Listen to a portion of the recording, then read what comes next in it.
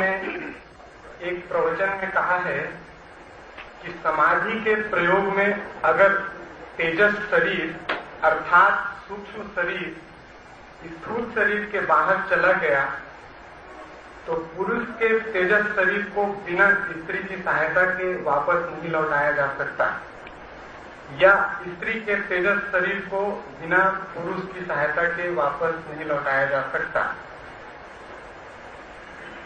क्योंकि दोनों के स्पर्श से एक विद्युत वृत्त पूरा होता है और बाहर गई चेतना तीव्रता से भीतर लौट आती है। आपने अपना एक अनुभव भी कहा है, वृक्ष पर बैठकर ध्यान करते थे और स्थूल शरीर नीचे गिर गया और सूक्ष्म शरीर ऊपर से देखता रहा, फिर एक स्त्री का छूना और सूक्ष्म शरीर का स्थूल शरीर में वापस लौट जाना। तो प्रश्न है कि पुरुष को स्त्री की और स्त्री को पुरुष की आवश्यकता इस प्रयोग में क्यों है, कब तक है, क्या दूसरे के बिना लौटना संभव नहीं है, क्या कठिनाई है?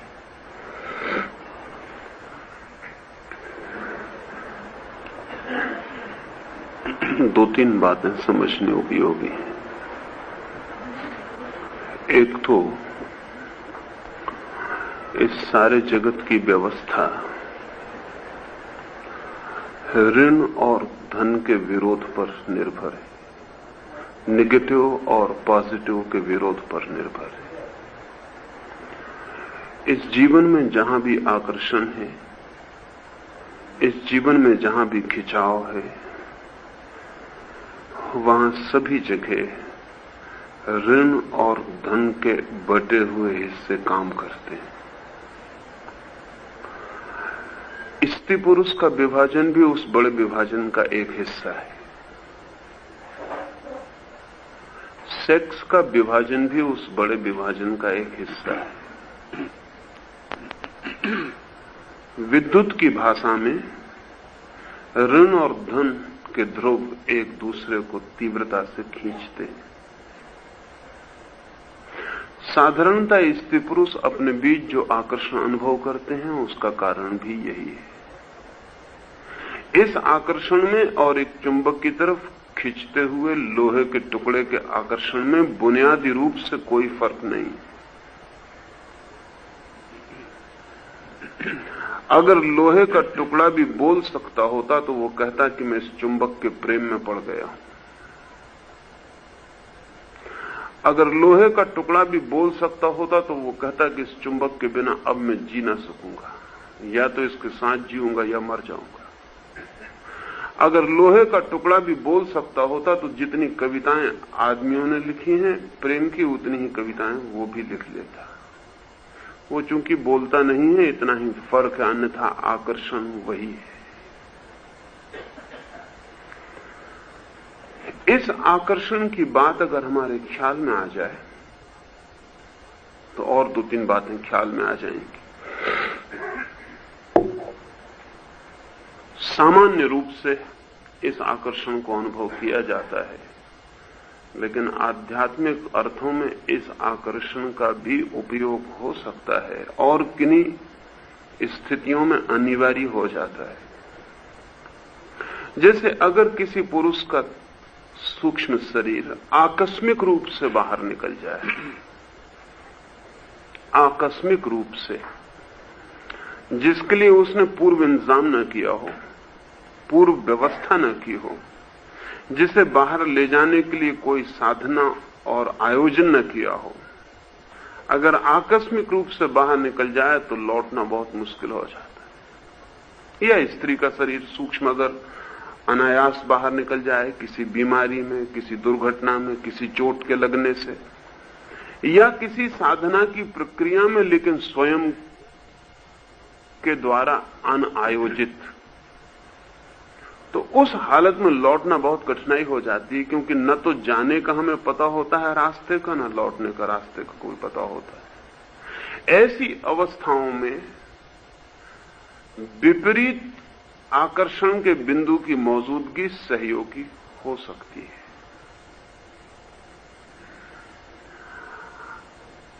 अगर पुरुष का सूक्ष्म शरीर बाहर है और स्त्री उसके शरीर को स्पर्श करे तो उसके सूक्ष्म शरीर को अपने शरीर में वापस लौटने में सुविधा हो जाती। ये सुविधा वैसे ही है जैसे कि हम एक चुंबक को बाहर रखें और बीच में एक गिलास की दीवार हो और उस तरफ लोहे का एक टुकड़ा, फिर भी गिलास की दीवार की बिना फिक्र किए चुंबक के पास खींचा है।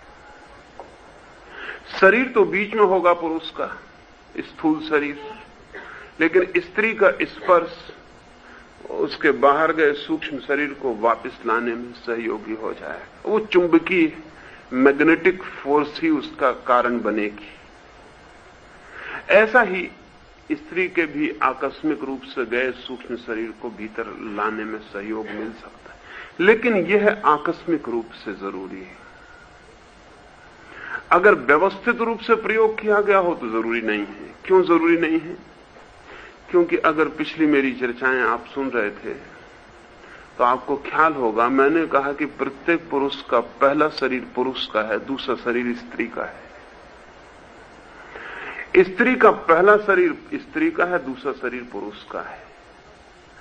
अगर किसी ने आयोजित रूप से अपने शरीर को बाहर भेजा हो तो उसे दूसरे स्त्री के शरीर की जरूरत नहीं, वो अपने ही भीतर के स्त्री शरीर का उपयोग करके उसे वापस लौटा सकता है।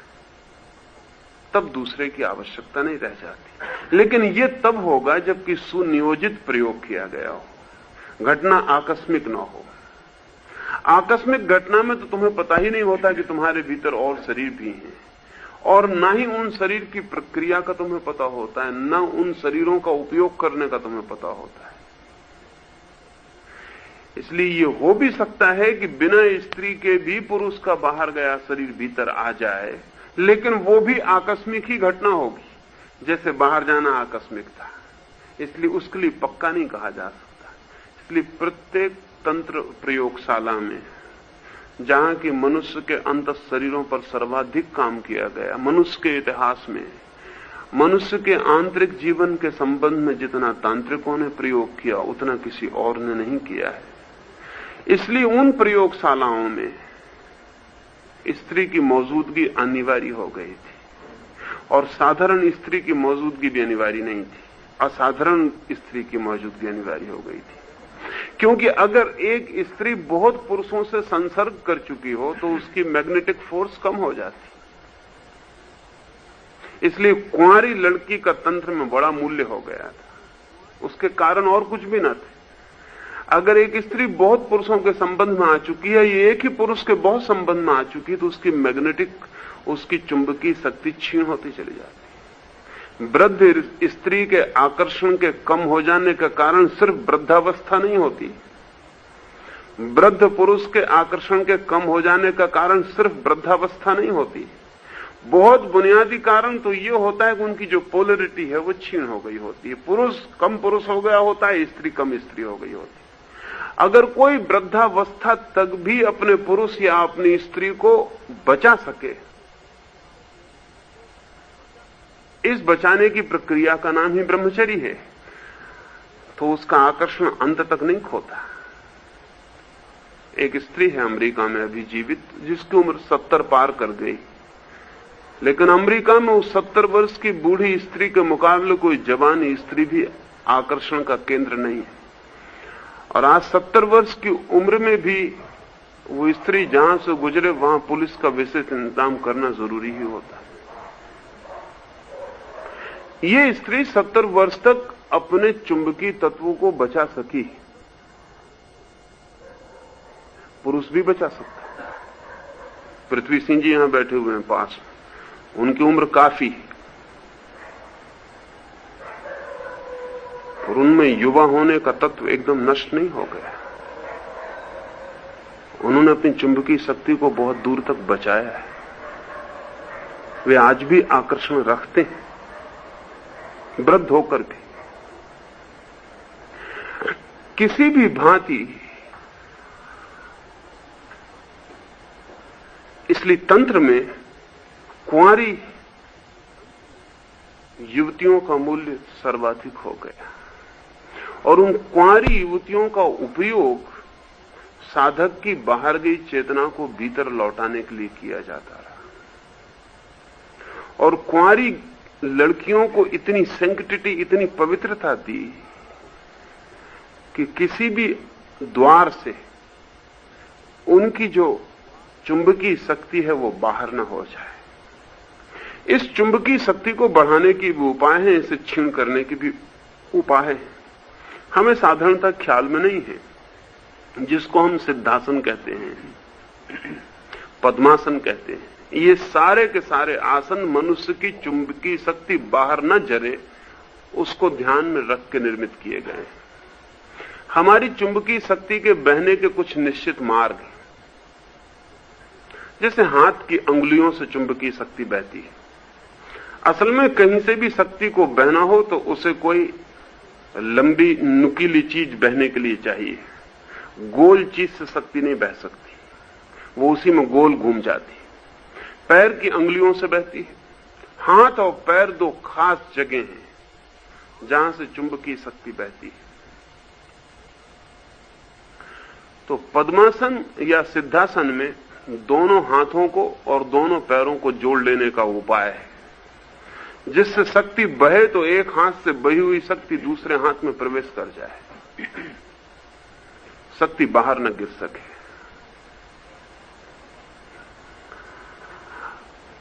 दूसरा जो बहुत बड़ा द्वार है शक्ति के प्रवाहित होने का, वो आंख है।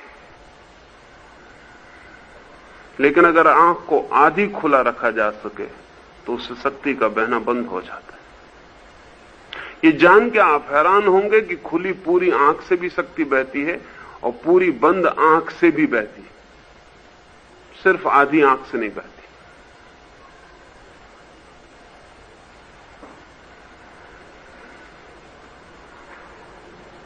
पूरी आंख बंद हो तो भी बह सकती है, पूरी आंख खुली हो तब तो बहती है। लेकिन अगर आधी आंख बंद हो और आधी खुली हो तो आंख के भीतर जो वर्तुल बनता है उसे तोड़ देने की व्यवस्था हो जाती। आधी आंख खुली आधी बंद, तो शक्ति बहना भी चाहती है, रुकना भी चाहती है। शक्ति के भीतर दो खंड हो जाते और दोनों खंड, आधा खंड बाहर निकलना चाहता है, आधा खंड भीतर जाना चाहता है। ये एक दूसरे के विरोधी हो जाते और एक दूसरे को निगेट कर देते। इसलिए आधी खुली आंख बड़े मूल्य की हो गई। तंत्र में, योग में, सभी तरफ आधी खुली आंख का भारी मूल्य हो गए। अगर सब भांति शक्ति सुरक्षित की गई हो तब तो, और व्यक्ति को अपने भीतर के विपरीत शरीर का बोध हो, पता हो, तो दूसरे की आवश्यकता नहीं होती।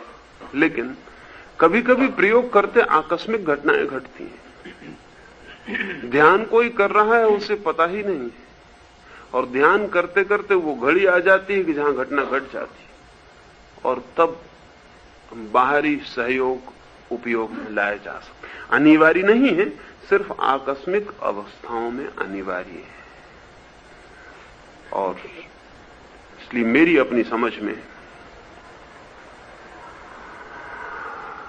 अगर पति पत्नी एक दूसरे का सहयोग कर सकें तो वे आध्यात्मिक रूप में भी साथी हो सकते। अगर वे एक दूसरे की पूरी आध्यात्मिक स्थिति, चुंबकीय शक्ति और विद्युत के प्रवाहों को पूरी बात समझ सकें और एक दूसरे को सहयोग दे सकें, तो पति पत्नी जितनी आसानी से अंतर अनुभूति को उपलब्ध हो सकते हैं, उतने अकेले सन्यासियों या सन्यासियों के लिए उपलब्ध करना बहुत कठिन।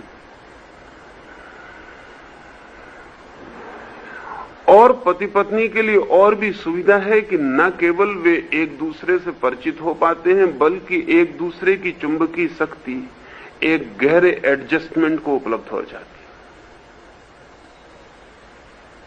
इसलिए एक बहुत अजीब अनुभव होता है कि अगर एक स्त्री और पुरुष में बहुत प्रेम हो, बहुत निकटता हो, बहुत आत्मीयता हो, कलह ना हो, तो धीरे धीरे एक दूसरे के गुण दोष एक दूसरे में प्रवेश कर जाते हैं। यहां तक कि अगर स्त्री पुरुष बहुत एक दूसरे को प्रेम करते हैं तो उनकी आवाज एक सी होने लगती है, उनके चेहरे के ढंग एक से होने लगते हैं, उनके व्यक्तित्व में एक तारतम्यता आनी शुरू हो जाती है। असल में एक दूसरे की विद्युत एक दूसरे में प्रवेश कर जाती है और धीरे धीरे वे सम होते चले जाते हैं। लेकिन उनके बीच अगर कलह का वातावरण हो तो यह संभव नहीं हो पाता।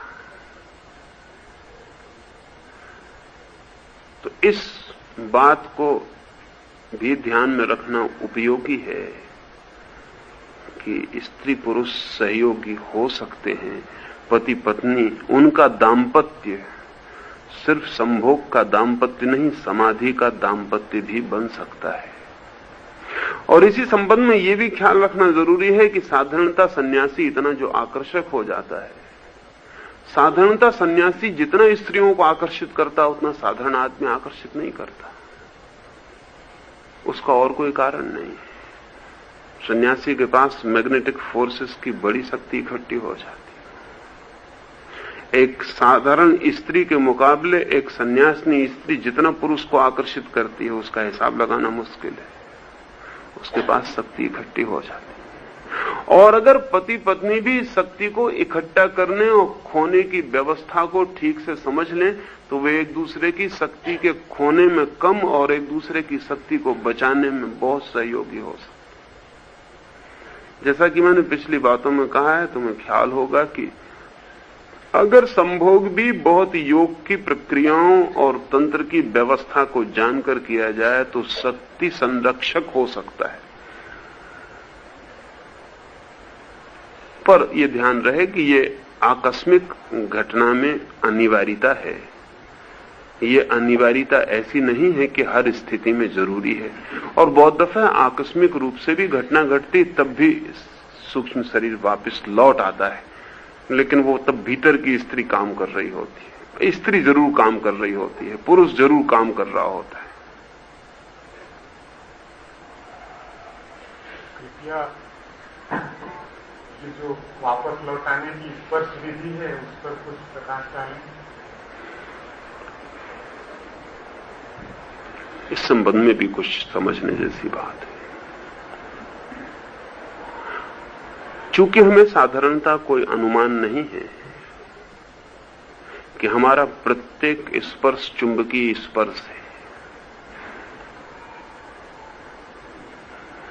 जब हम प्रेम से भर के किसी को छूते हैं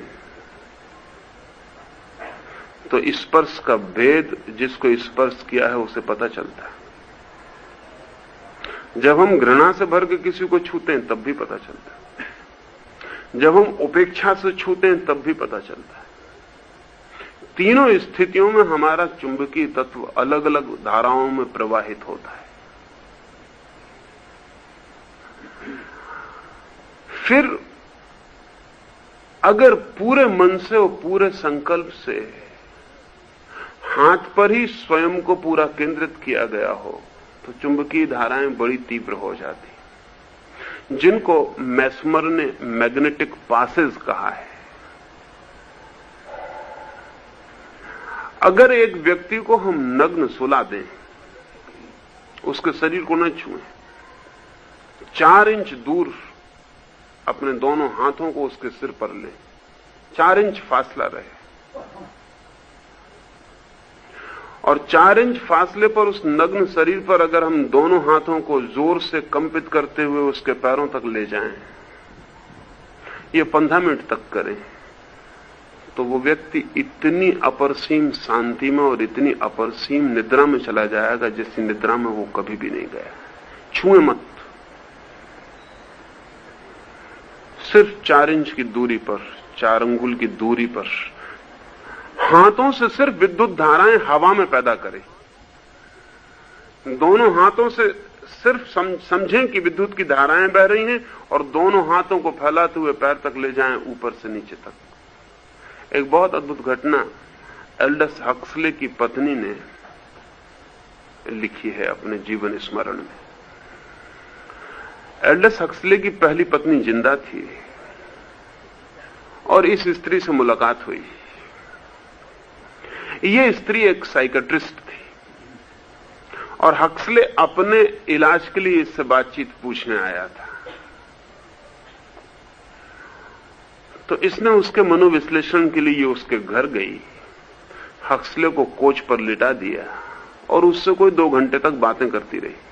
लेकिन इसे समझ में आया कि हक्सले खुद इतना बुद्धिमान है कि उससे कुछ निकलवाना बहुत मुश्किल है। बहुत बुद्धिमानों के साथ कठिनाई हो ही जाती। जो भी वो कह रही थी हक्सले उससे ज्यादा जानता था। जिन किताबों की वो बात कर रही थी हक्सले ने उनसे भी ज्यादा पढ़ा था। जिन शब्दों और टर्मिनोलॉजी का वो उपयोग कर रही थी हक्सले उसको भी उनका मतलब समझा रहा था। वो बहुत मुश्किल मामला हो गया। वो जो बीमार था वो ज्यादा होशियार था, ज्यादा पढ़ा लिखा था, ज्यादा बुद्धिमान था। इस जमाने के कुछ ज्यादा से ज्यादा समझदार लोगों में एक था। वो स्त्री साधारण डॉक्टर थी, मनोचिकित्सक थी, लेकिन हक्सले की तो बात ही असाधारण थी। वो कोई घंटे 1.5 घंटे में घबरा गई। उसने सोचा बात कहीं जाती नहीं। जब भी वैज्ञानिक शब्दावली बीच में आ जाए तो बात कहीं नहीं जाती।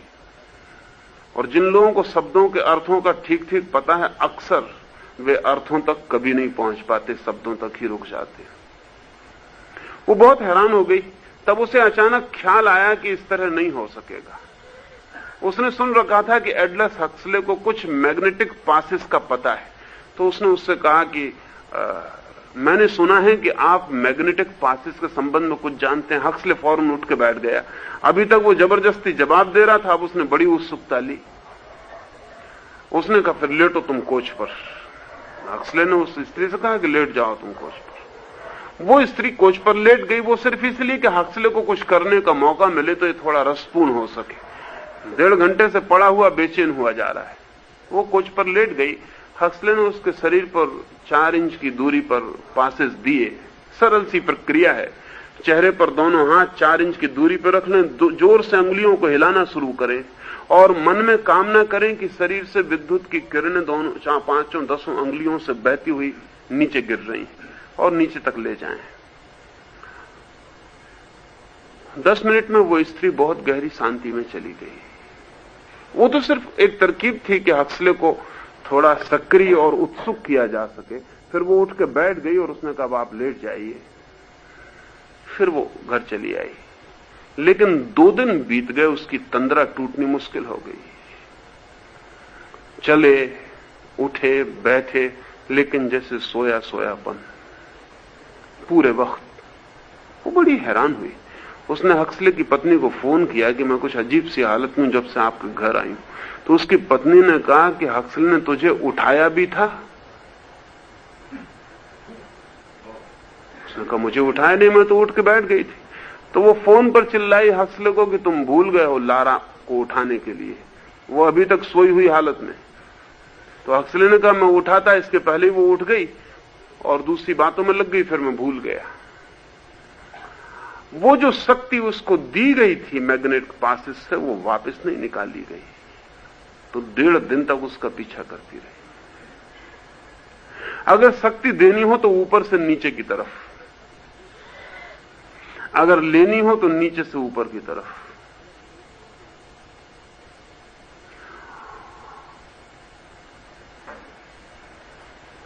अगर शक्ति देनी हो तो ऊपर से नीचे की तरफ, अगर लेनी हो तो नीचे से ऊपर की तरफ वापस लौटानी हो तो।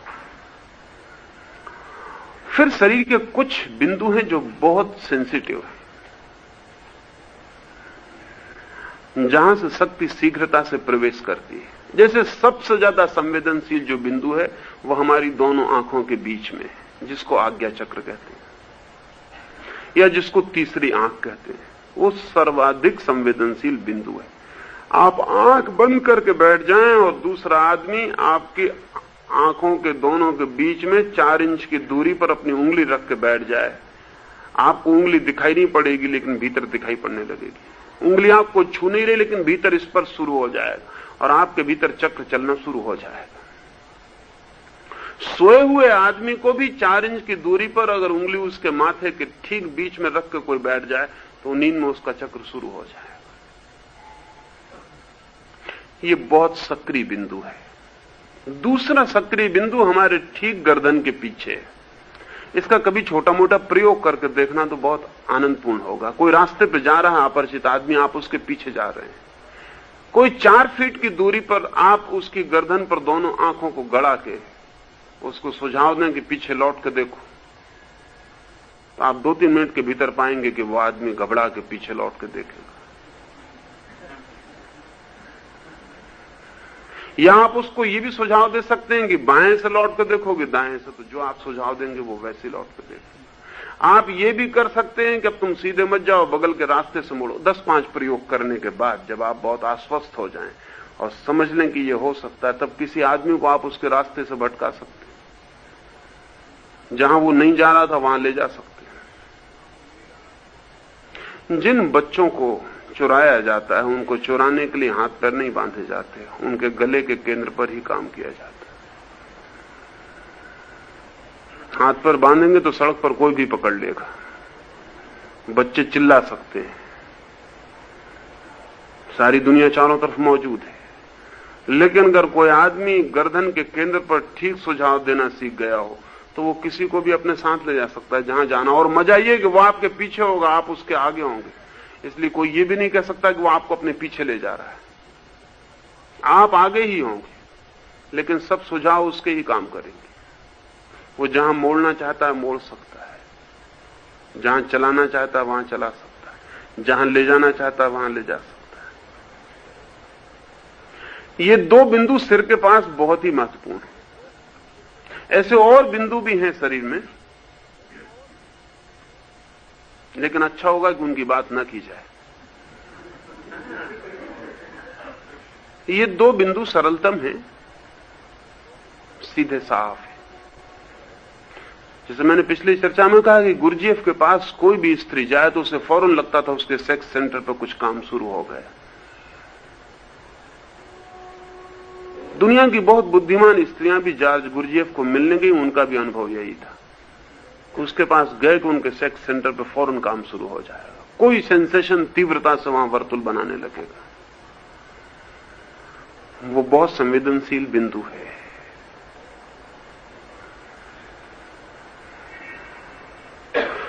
नाभि भी एक बिंदु है। ऐसे और बिंदु भी हैं। अगर किसी व्यक्ति की चेतना बाहर चली गई हो तो उसे कहां स्पर्श करना है? साधारणतः उस व्यक्ति के व्यक्तित्व के संबंध में हमें पता होना चाहिए कि वो किस बिंदु पर जीता है। अगर वो कामुक है, सेक्सुअल है, तो उसके सेक्स सेंटर पर स्पर्श करने से वो शीघ्रता से वापस लौटेगा। अगर वो इंटेलेक्चुअल है, बुद्धि में जीता है, तो उसके आज्ञा चक्र को छूने से वो वापस लौटेगा। अगर भावुक है, सेंटिमेंटल है, इमोशनल है, तो उसके हृदय को छूने से वो वापस लौटेगा। अब ये उस व्यक्ति के ऊपर निर्भर करेगा कि वो जीता किस बिंदु पर है। ध्यान रहे, जब कोई व्यक्ति मरता है तो उसके उसी बिंदु से प्राण निकलते हैं जहां वो जीता है, और उस व्यक्ति का जो बिंदु प्राण निकलने का है वही बिंदु उसके सूक्ष्म शरीर के भीतर प्रवेश का होता है। जैसे कामुक व्यक्ति मिटता है, मरता है, तो उसके प्राण उसकी जन्नेंद्रिय से ही निकलते हैं। इसका पूरा शास्त्र है कि मरे हुए आदमी को देख के कहा जा सकता है कि वो किस बिंदु पर जीवन भर जिया, क्योंकि उसका वो सेंटर टूट जाएगा। हम जानते हैं कि अभी भी हम मरघट पर एक प्रक्रिया किए चले जा रहे हैं जो बिल्कुल नासमझी की है, लेकिन किसी बड़ी समझदारी के क्षण में तय की गई थी। मरघट पर ले जाकर हम मरे हुए आदमी का कपाल फोड़ते हैं, लकड़ी से उसका सिर फोड़ते हैं। वो उस जगह फोड़ते हैं जहां सहस्त्रार है। असल में जो व्यक्ति सहस्त्रार को उपलब्ध हो जाता है उसका कपाल फूट जाता है मरते वक्त, उसके प्राण वहीं से निकलते हैं, इस आशा में कि जो हमारा परिजन मर गया है उसके प्राण भी सहस्त्रार से निकले, हम उसका कपाल फोड़ते जा रहे हैं। वो पहले ही निकल चुका है, अब कपाल फोड़ने से कुछ अर्थ नहीं है। लेकिन जो परम स्थिति को उपलब्ध हुए हैं उनके कपाल पर छिद्र हो जाता है मरते वक्त, वहीं से प्राण निकलते हैं। यह अनुभव में आ गया। तो इस आशा और इस प्रेम में हम अपने परिजन का भी कपाल फोड़ते जा रहे हैं मरघट पे जाके, कि उसका भी प्राण वहीं से निकल जाए। वो मर चुका है, प्राण निकल चुका है। जहां से हमारा प्राण निकलता है वही सेंटर हमारे जीवन का सेंटर है।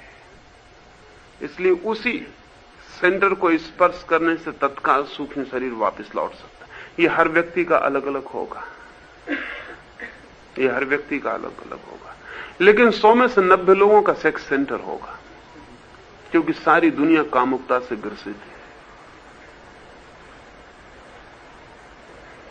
इसलिए अगर कुछ भी समझ में ना पड़ता हो तो सेक्स सेंटर को ही प्रयोग का केंद्र समझ लेना चाहिए। दूसरा, अगर सेक्स सेंटर ना हो तो बहुत संभावना आज्ञा चक्र के होने की, क्योंकि जो लोग बहुत बुद्धिमान हैं या बहुत बुद्धि का प्रयोग करते हैं, उनकी सेक्स ऊर्जा धीरे धीरे उनकी इंटेलिजेंस में बदल जाती है। अगर ये दोनों ना हो तो हृदय का केंद्र छूना जरूरी है। जो लोग न बहुत कामुक हैं न बहुत बौद्धिक हैं, वे लोग भावुक होते हैं। ये 3 सामान्य केंद्र हैं। फिर असमान केंद्र भी हैं, लेकिन उस तरह के असामान्य लोग बहुत कम होते हैं। इन सामान्य केंद्रों को स्पर्श देने से सक्रिय है। ये स्पर्श भी 2-3 और बातें ध्यान में रख के देने की बात है। अगर स्पर्श देने वाला व्यक्ति स्वयं भी किसी विशेष केंद्र से बंधा हुआ है तो बहुत सोचने जैसा मामला हो जाता है।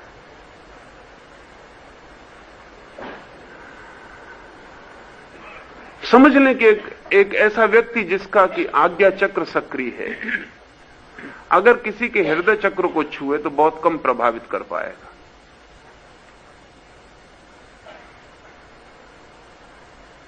इसलिए ये सारी बातें ध्यान, इसलिए पूरा विज्ञान की बात है। और इन सारे प्रयोगों के लिए, 7 शरीरों के अनुभव के लिए, शरीरों की बहिर यात्रा के लिए व्यक्तिगत प्रयोग सदा खतरनाक हैं। ये स्कूल में, आश्रम में करने योग्य, जहां के और लोग जो इन सारी व्यवस्थाओं को समझ सकते हैं, सहयोगी हो सके। इसलिए जिन सन्यासियों ने परिव्राजक होना तय किया, उन सन्यासियों की परंपराओं में 7 चक्रों, 7 शरीर सब खो गए, क्योंकि परिव्राजक सन्यासी इनका प्रयोग नहीं कर सकता। जो सन्यासी घूमते ही रहते हैं, रुकते नहीं, ठहरते नहीं, वे इन सब संबंधों में बहुत प्रयोग नहीं कर सकते। इसलिए जहां मोनेस्ट्रीज थी, आश्रम थे, वहां इन पर बड़े प्रयोग किए गए। अब जैसे उदाहरण के लिए यूरोप में एक मोनेस्ट्री है जिसमें कोई पुरुष कभी भी प्रवेश नहीं किया, आज भी नहीं किया। तो उस मोनेस्ट्री को बने कोई 1400 वर्ष हुए। उसमें सिर्फ स्त्रियां हैं,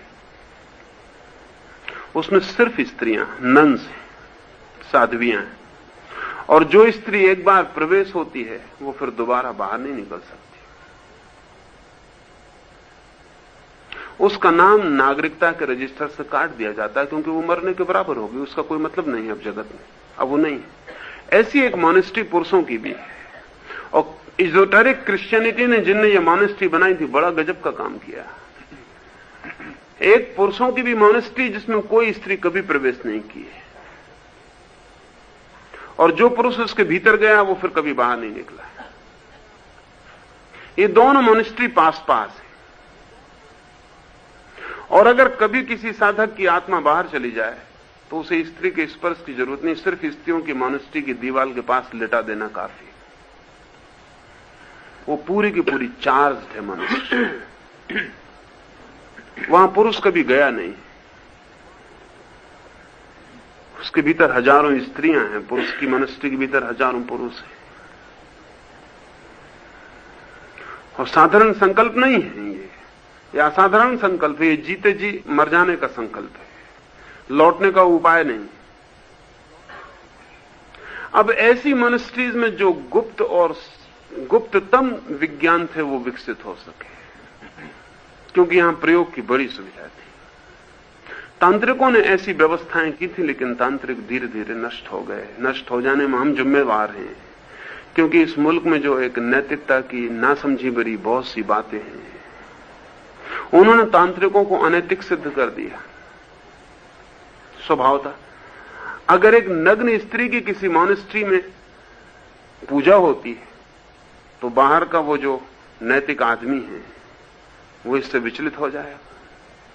अगर किसी मॉनेस्ट्री में ये पता चल जाता है कि वहां एक कुंवारी कन्या नग्न बैठती है और बाकी साधक उसकी पूजा करते हैं, तो ये जरूर खतरनाक बात है। और बाहर का आदमी जो बैठा है वो जो सोच सकता है नग्न स्त्री के बाबत वही सोच सकता है। वो जो सोच सकता है कि जहां नग्न स्त्री बैठी हो, पुरुष मौजूद हो, वहां हो क्या रहा होगा, वो जो करता है वो सोच सकता है। स्वभावतः हमने इस मुल्क में बहुत सी मॉनेस्ट्रीज नष्ट कर दी, बहुत से शास्त्र नष्ट किए। अकेले राजा भोज ने 1 लाख तांत्रिकों की हत्या की, सामूहिक रूप से हत्या की गई। पूरे मुल्क में उनकी एक एक जगह उनकी हत्या कर दी गई, क्योंकि वे कुछ प्रयोग कर रहे थे जिससे इस मुल्क का सारा पौरोहित्य, इस मुल्क का सारा पांडित्य, इस मुल्क की सारी तथाकथित नैतिकता, वो जो प्यूरिटन माइंड है, वो पूरे के पूरा मर जाता। उनके प्रयोग अगर सही थे तो हमारी सारी नैतिकता गलत थी, क्योंकि तांत्रिकों का अनुभव यह था कि अगर नग्न स्त्री के सामने कोई पूजा के भाव से विशेष प्रक्रियाएं कर ले तो वो स्त्री से सदा के लिए मुक्त हो जाता।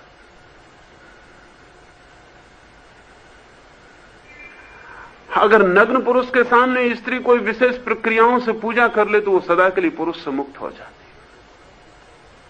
असल में स्त्री और पुरुष के भीतर जो मैग्नेटिक फोर्सेस हैं उनको बांधने की व्यवस्थाएं हैं। अगर एक नग्न स्त्री को सामने रख के कोई पुरुष उसको पूजा के भाव से देखने में समर्थ हो जाए, ये साधारण घटना नहीं है। उसको भोगने के भाव से समर्थ होना हमें प्रकृति ने बनाया है, लेकिन उसे पूजा के भाव से देखने में अगर कोई पुरुष समर्थ हो जाए तो उसकी जो विद्युत धारा अब तक बाहर की स्त्री की तरफ बहती थी, वो विद्युत धारा भीतर की स्त्री की तरफ बहने लगती और कोई उपाय नहीं रह जाता, क्योंकि जो स्त्री का आकर्षण था वो विलीन हो गया। अब वो मां हो गई, देवी हो गई, कुछ हो गई जो पूज्य हो गई। उसकी तरफ जो बहाव था ऊर्जा का वो लौट गया। वो जाएगा कहां? ऊर्जा नष्ट नहीं होती, सिर्फ उसके बहाव बदलते। कोई शक्ति नष्ट नहीं होती, सिर्फ उसके मार्गांतरीकरण होता है। तो अगर बाहर स्त्री पूज्य हो गई तो ऊर्जा भीतर की तरफ बहनी शुरू हो जाती है, भीतर की स्त्री से मिलन हो जाता है। उस मिलन के बाद बाहर की स्त्री से मिलन का कोई अर्थ नहीं, कोई प्रयोजन नहीं। अब ये नग्न स्त्री को पूजा के भाव से देखने की विशेष प्रक्रियाएं थी, विशेष मनोदशाएं थी, विशेष ध्यान के प्रयोग थे, विशेष मंत्र थे, विशेष शब्द थे, विशेष तंत्र थे, और उन सब के बीच प्रयोग करने पर यह घटित हो जाता था। यह ठीक वैसी ही वैज्ञानिक व्यवस्था थी जैसा आज विज्ञान लेबोरेटरी में कर रहा है। हम सबने सुना है कि हाइड्रोजन और ऑक्सीजन अगर मिल जाएं तो पानी बन जाता है, लेकिन आप अपने घर में हाइड्रोजन और ऑक्सीजन को दोनों को भर दें अपने कमरे में तो भी पानी नहीं बनेगा। हाइड्रोजन और ऑक्सीजन दोनों मौजूद हो कमरे में तो भी पानी नहीं बन जाएगा। हाइड्रोजन और ऑक्सीजन के पानी बनने के लिए बहुत बड़े वोल्टेज में विद्युत की वहां प्रवाहना होनी चाहिए। वर्षा में जो आपको पानी दिखाई पड़ता है वो आकाश में चमकी हुई बिजली की वजह से बनता है। हाइड्रोजन और ऑक्सीजन दोनों मौजूद होते हैं, लेकिन उतने जोर से विद्युत जब चमकती है तो उतनी गर्मी की विद्युत की व्यवस्था में ही हाइड्रोजन और ऑक्सीजन एक दूसरे से मिल पाते हैं और पानी बन जाता है। अगर आपकी किताब में सिर्फ इतना लिखा रह जाए, कभी ऐसा दुर्भाग्य का दिन आ जाए, और आ सकता है, और वैज्ञानिकों की ही कृपा से आ सकता है कि हमारे पास सिर्फ इतना लिखा रह जाए कि हाइड्रोजन और ऑक्सीजन के मिलने से पानी बनता है, तो हम पानी ना बना सकेंगे। अब हमारे पास सिर्फ तंत्र की किताब में इतना ही लिखा रह गया है कि नग्न स्त्री को पूजा के भाव से पूजने से व्यक्ति की ऊर्जा भीतर बह जाती, लेकिन हमें और कुछ पता नहीं कि और भी कोई विद्युत की तड़क, और भी कोई इंतजाम है जो बीच में घटना चाहिए। इसे थोड़ा ऐसा देखें। तिब्बतन्स के मंत्र को सुना होगा आपने, ओम मणि पद्मे हुम। अगर इस पूरे मंत्र को आप दोहराएं ओम, तो आप पाएंगे इसमें शरीर के कोई और हिस्से भाग ले रहे हैं। मणि तो शरीर के और नीचे के हिस्से भाग ले रहे हैं। ओम जैसे गले के ऊपर ही घूम के रह जाता है। मणि हृदय तक चला जाता है। पद में नाभि तक चला जाता है। हुम सेक्स सेंटर तक चला जाता है। अगर इस शब्द का ही उपयोग करें तो फौरन पता चलेगा कि शरीर के अलग अलग हिस्सों तक इनका प्रवेश है। अब ओम मणि पद में हुम, अगर इस हुम का बहुत प्रयोग किया जाए तो सेक्स का सेंटर जो है वो बाहर की तरफ प्रवाहित होना बंद हो जाता है। इतनी बड़ी चोट लगती है हुम। अगर इस हुम को बार बार उपयोग किया जाए तो आदमी की सेक्सुअलिटी नष्ट हो जाती है, उसकी कामुकता विदा हो जाती है। ऐसी बहुत सी प्रक्रियाएं थी जो उस नग्न स्त्री के सामने करनी पड़ती, और पुरुष भी अगर नग्न खड़ा हो और बाकी साधक भी ये सब देख रहे हों तो बहुत आसानी से पहचाना जा सकता है कि परिणाम हो रहा है कि नहीं हो रहा। स्त्री की काम यंत्र व्यवस्था तो शरीर के भीतर छिपी है, इसलिए नग्न स्त्री को देख के ऊपर से पक्का पता नहीं चलता कि वो कामुक है या नहीं, लेकिन नग्न पुरुष को देख के फौरन पता चल जाता है। महावीर ने जिन साधुओं को नग्न होने की आज्ञा दी वो सिर्फ वे ही साधु थे जो हुम का गहरा प्रयोग कर चुके थे। अब उनको नग्न रहने के लिए आज्ञा दी जा सकती थी। सोते समय में भी उनकी जन्नेंद्रिय प्रभावित नहीं हो सकती थी। ये जान के आपको हैरानी होगी कि ऐसा पुरुष खोजना साधारणतः मुश्किल है जिसको रात सोते में 2-4 बार इरेक्शन ना होता हो। पता उसे चलता हो कि ना चलता हो। अभी तो जहां अमेरिका में नींद पर बहुत प्रयोग हो रहे हैं, वहां एक बहुत हैरानी की बात अनुभव में आई कि हर पुरुष की जन्नेंद्रिय रात के सोने में 2-4 बार प्रभावित होती ही है। जब भी स्वप्नों का धरातल कहीं काम के केंद्र के आसपास आता है, प्रभावित हो जाते। स्वप्न जब प्रभावित कर सकते हैं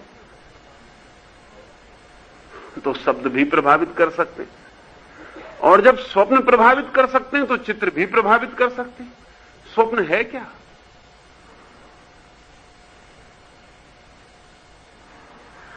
तो सारा इंतजाम है, उस पूरे इंतजाम में रूपांतरण की व्यवस्था है। ऊर्जा अंतर्मुखी हो सकती है। ये ऊर्जा अंतर्मुखी हो, अगर पूछा जा सकता है कि लेकिन इस तरह की कोई तांत्रिक व्यवस्था नहीं थी जिसमें पुरुष नग्न खड़ा हो और स्त्रियां पूजा कर रही हो। ये भी थोड़ा समझ लेने जैसा है। ऐसी कोई तांत्रिक व्यवस्था नहीं रही जहां पुरुष को नग्न खड़ा किया गया और स्त्री पूजा कर रही हो। इसके भी कारण है, ये अनावश्यक है। इसके 2-3 कारण। पहला कारण तो यह है कि पुरुष के मन में जब भी किसी स्त्री के प्रति आकर्षण होता तो वो उसे नग्न करना चाहता है, स्त्री नहीं करना चाहती। पुरुष वोयूर है, वो स्त्री को नग्न देखना चाहता है, स्त्री नहीं देखना चाहती। इसलिए संभोग के क्षण में 100 में से 99 स्त्री आंख बंद कर लेगी, पुरुष आंख खुली रखेगा। अगर एक स्त्री को आप चुंबन भी ले रहे हो तो वो आंख बंद कर लेगी। उसके आंख बंद करने का कारण, वो इस क्षण को बाहर नहीं जीना चाहती। इस क्षण का बाहर से उसे कोई प्रयोजन नहीं, इस क्षण में वो अपने भीतर रस लेना चाहती। यही वजह है कि पुरुषों ने तो नग्न स्त्रियों की इतनी मूर्तियां, इतनी फिल्में, इतनी कहानियां, इतने चित्र बनाए, लेकिन स्त्रियों ने नग्न पुरुषों में कोई उत्सुकता नहीं ली अब तक। न वो नग्न पुरुषों के चित्र रखती हैं पास में, न उनकी तस्वीरें बनाती हैं, न घर में उनके कैलेंडर लटकाती हैं। बिल्कुल उत्सुकता नहीं थी। नंगे पुरुष में स्त्री ने आज तक कभी कोई उत्सुकता नहीं थी। नग्न स्त्री में पुरुष की उत्सुकता बड़ी गहरी है। इसलिए इस नग्न स्त्री तो पुरुष के भीतर रूपांतरण का कारण बन सकती है। नग्न पुरुष स्त्री को सिर्फ आंख बंद करने का कारण बनेगा और कुछ इससे ज्यादा नहीं। इसलिए वो बेईमानी है। लेकिन स्त्री का रूपांतरण दूसरी तरह से होता है।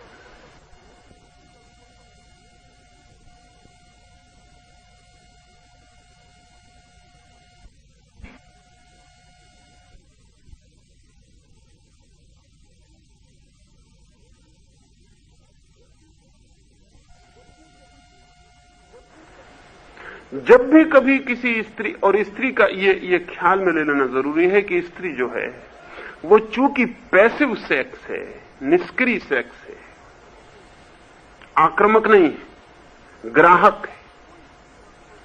कोई स्त्री आक्रमण नहीं कर सकती। दूसरे आक्रमण नहीं, एक स्त्री इतना भी अपनी तरफ से कभी कहने नहीं जाती किसी को कि मैं तुम्हें प्रेम करती हूं, ये भी आक्रमण। अगर कोई स्त्री किसी को प्रेम भी करती तो ऐसे इंतजाम करती है कि वही उससे कहे कि मैं तुम्हें प्रेम करता हूं। स्त्री नहीं जाती अपनी तरफ से कहने, इतना एग्रेशन भी नहीं कर सकती। ये भी हमला है। और जब कोई पुरुष किसी स्त्री को भी कहेगा कि मैं तुझे प्रेम करता हूं और उसे अगर हां भी भरनी तो भी वो ना ही भरेगी। यानी इतने दूर भी वो आक्रमण में सहयोगी ना होगी, वो ना ही करेगी, वो इनकार ही करेगी। उसके इनकार से पता चलेगा कि वो स्वीकार कर रही, वो दूसरी बात है। उसका इनकार स्वीकारात्मक होगा, उसकी नहीं में उसके पीछे खड़ी हुई हां और उसकी खुशी प्रकट होगी, लेकिन वो हां भी कहने की व्यवस्था नहीं कर पाई। एक स्त्री को कामुकता के जगत में ले जाने के लिए पुरुष को दीक्षा देनी पड़ती है, स्त्री को इनिशिएट करना पड़ता है।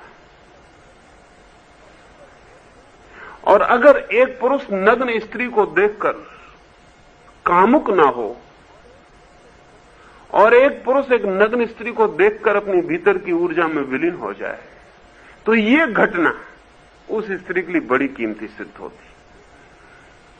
ये घटना उस स्त्री के लिए बड़ी कीमती सिद्ध होती।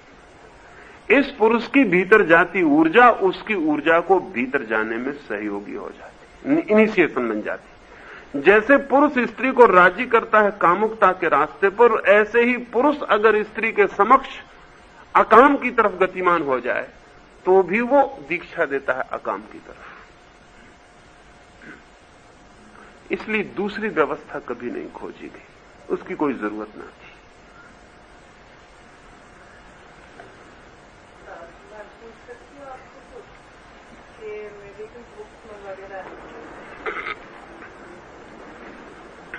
ये बात संभव है और उसके कारण है।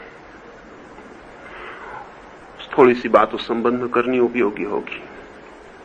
असल में जब हम कहते हैं कि कोई पुरुष है और जब हम कहते हैं कोई स्त्री है, तो ये हम बहुत ठीक नहीं कहते। असल में कोई भी सिर्फ पुरुष नहीं है, कोई भी सिर्फ स्त्री नहीं है। पुरुष स्त्री होना मात्रा की बात है, डिग्रीज की बात है। एक बच्चा जब मां के पेट में होता है तो थोड़े समय तक तो वो दोनों होता है, न वो स्त्री होता ना वो पुरुष होता। फिर धीरे धीरे वो स्त्री या पुरुष होने की यात्रा पर गतिमान होता है। ये गतिमान होना भी सिर्फ मात्रा का ही फर्क है। जब हम कहते हैं किसी को पुरुष तो उसका मतलब होता है वो 60% पुरुष है और 40% स्त्री। 70% पुरुष है, 30% स्त्री। 90% पुरुष है, 10% स्त्री। जब हम कहते हैं कोई स्त्री तो उसका मतलब यह है कि उसका स्त्री होना पुरुष के होने से प्रबल है। कभी कभी ऐसा होता है कि 91% कोई आदमी पुरुष है और 49% स्त्री। बड़ा कम फासला है। ऐसा पुरुष स्त्रीण मालूम पड़ेगा। अगर किसी स्त्री में सिर्फ 51% स्त्री है और 49% पुरुष है, तो ऐसी स्त्री बहुत पौरुषिक मालूम पड़ेगी। अगर ऐसी स्त्री को कोई स्त्रीण पुरुष मिल जाए तो वो डोमिनेंट रोल अख्तियार कर लेगी। असल में उस हालत में सिर्फ हमको भाषा की भूल हो रही। उस हालत में पुरुष को पत्नी कहना चाहिए और स्त्री को पति कहना चाहिए। और अगर हम ठीक से उपयोग करें, क्योंकि जो डोमिनेंट है वो मालिक है, उस हालत में हमें पति पत्नी का स्त्री और पुरुषवाची पर्याय छोड़ देना चाहिए। असल में पति होना एक फंक्शन है, पति होना एक पद है। इस पे स्त्री भी हो सकती है, इस पे पुरुष भी हो सकता है। पत्नी होना भी एक फंक्शन है, इस पे पुरुष भी हो सकता है, स्त्री भी हो सकती है। बहुत से पुरुष पत्नी की हैसियत से जीते हैं, बहुत सी स्त्रियां पति की हैसियत से जीती हैं। ये जो जीने का कारण है, ये परसेंटेज है उनके व्यक्तित्व की। और इसलिए कभी ऐसा हो जाता है कि कोई पुरुष अचानक किसी बीमारी में, किसी कारण से स्त्री हो जाता है, कोई स्त्री पुरुष हो जाती है। पिछली दफा लंदन में एक बड़ा मुकदमा चलता रहा, और मुकदमा यह था कि एक लड़की ने विवाह किया और विवाह करने के बाद वो पुरुष हो गई। मुकदमा ये चला कि उसने धोखा दिया है, वो पुरुष थी और जिस पुरुष से उसने विवाह किया उसके साथ धोखा हुआ है। और उस लड़की के लिए बहुत मुश्किल पड़ गया ये सिद्ध करना कि वो लड़की थी और अब पुरुष हो गई। लेकिन मेडिकल साइंस ने उसको सहायता दी और प्रमाणित हो गया कि वो लड़की थी, लेकिन ऑन दी वर्ज, मार्जिनल लड़की थी। वो बिल्कुल बाउंड्री पर खड़ी थी, जहां से एक कदम बढ़ाए तो वो लड़का हो जाए। वो एक कदम बढ़ गया।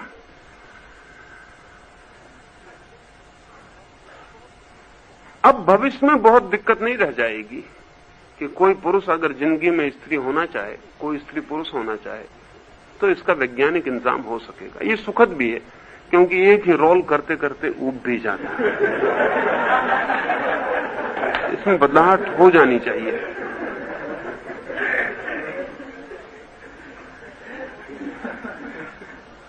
इसलिए जिन स्त्रियों में पुरुष तत्व ज्यादा है, वो स्त्रियां डोमिनेंट हो जाएंगी और ऐसी स्त्रियां सदा दुखी रहेंगी। उसका कारण है कि उनका डोमिनेंट होना उनके स्त्रीण होने के विपरीत है,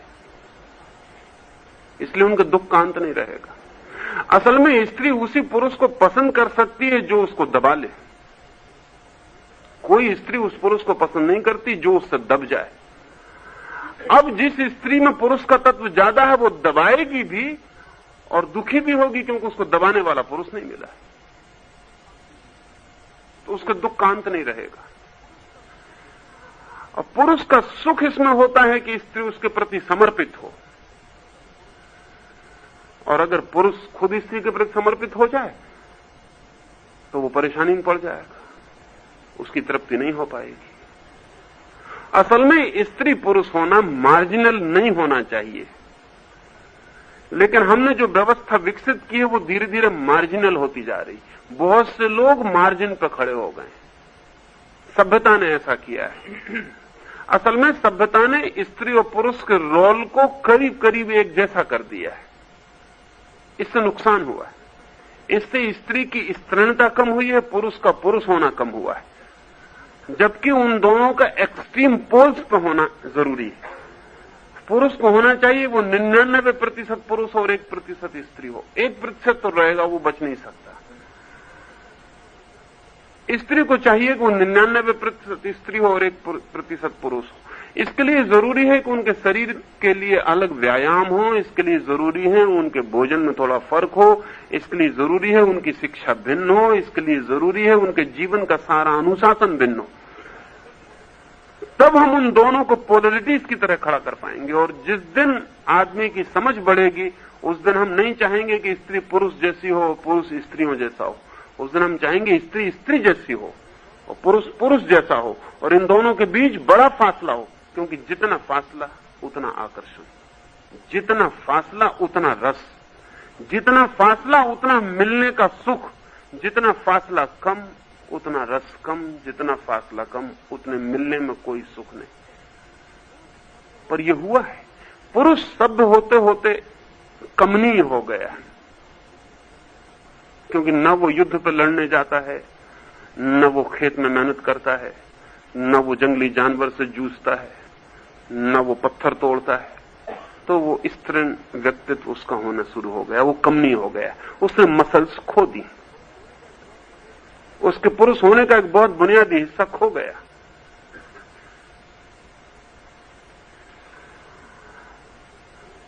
स्त्री पुरुष के करीब आती जाती है, पुरुष जैसी शिक्षा मिलती है उसे, पुरुष जैसे समाज ने जो ढांचा बनाया है उसमें अगर उसको सफल होना है तो उसे पुरुष के साथ होड़ करनी पड़ती, उसे पुरुष जैसे काम करने पड़ते। अगर उसे फैक्ट्री में काम करना है तो उसे पुरुष जैसा जीना पड़ता है, दफ्तर में काम करना है तो पुरुष जैसा जीना पड़ता है।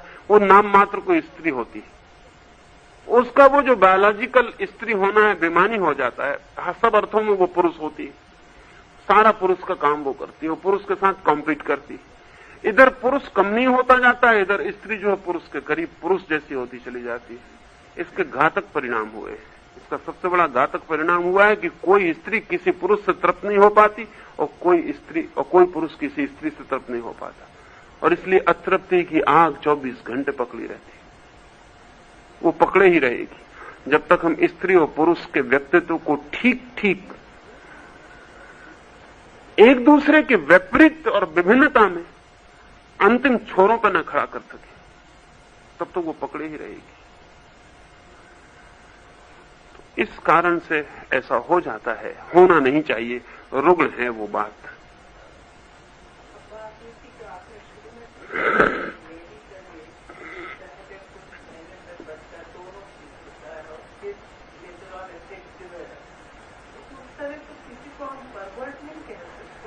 अगर इफ इट इज नेचुरल, अब सोशल कंडीशन बदल के जो स्त्री पुरुष हो रही है और पुरुष की बदल रहे उसके बारे में मैं नहीं कहती, लेकिन मेडिकली जहाँ उसके अंदर की ग्रंथि इस तरह काम करती है कि वो उसमें एक सेक्स डोमिनेट हो जाती है, तो हम परवर्ट के शब्द नहीं करना चाहिए। बिल्कुल ही नहीं करना। डिजीज है उसको हम परवर्ट नहीं, परवर्ट कहने का सवाल ही नहीं है। नहीं, बहुत से लोग जब ही कहते हैं कि भाई ये परवर्ट है। नहीं, परवर्ट नहीं, एक्सीडेंट है। परवर्ट नहीं, एक्सीडेंट है। ये अभी आप कह रहे हैं। हाँ, ये मैं नहीं, परवर्सन की कोई बात नहीं है, ये सिर्फ दुर्घटना है और इस दुर्घटना से बचने के उपाय किए जाने चाहिए। और जिसके साथ ये दुर्घटना घट रही है वो दया का पात्र है, परवर्ट जैसी गाली का पात्र नहीं है ना। वो गलती है और उसको सुधारने की सब कोशिश हमारी ना समझी की कोशिश, जब तक कि हम उसके पूरे व्यक्तित्व को गुणात्मक रूप से स्त्रीण बनाने के लिए फिक्र नहीं करते, जो कि की जा सकती है, जिसमें कोई कठिनाई नहीं। थोड़े से हार्मोन्स के इंजेक्शन देने से वो स्त्रीण हो सकता है, पुरुष हो सकता है, लेकिन हम उस तरफ सोच नहीं रहे। अगर एक पत्नी एक पति को डांटती डपटती है, दबाती है, सताती है, मालकियत करती है, तो वो कभी नहीं सोचता कि इसे डॉक्टर को दिखाने की बात है। वो सोचता है जाके किसी साधु महाराज से समझवाने की बात है। कोई संबंध नहीं, साधु महाराज के इसमें कोई कसूर नहीं, ना कोई हाथ। इसको किसी से समझाने का सवाल नहीं है। इसको हार्मोन की जरूरत है जो इसको और स्त्रीण बनाए, और वो हार्मोन डाले जा सकते हैं, उनमें कोई कठिनाई नहीं। अगर कोई पुरुष जो है स्त्रीण जैसा व्यवहार कर रहा है और पत्नी उससे रस नहीं ले पाती, तो उसमें नाराज और दुखी होने की जरूरत नहीं है। वो वैसे ही चिकित्सा की जरूरत है जैसे और सब चीजों के लिए चिकित्सा की जरूरत है।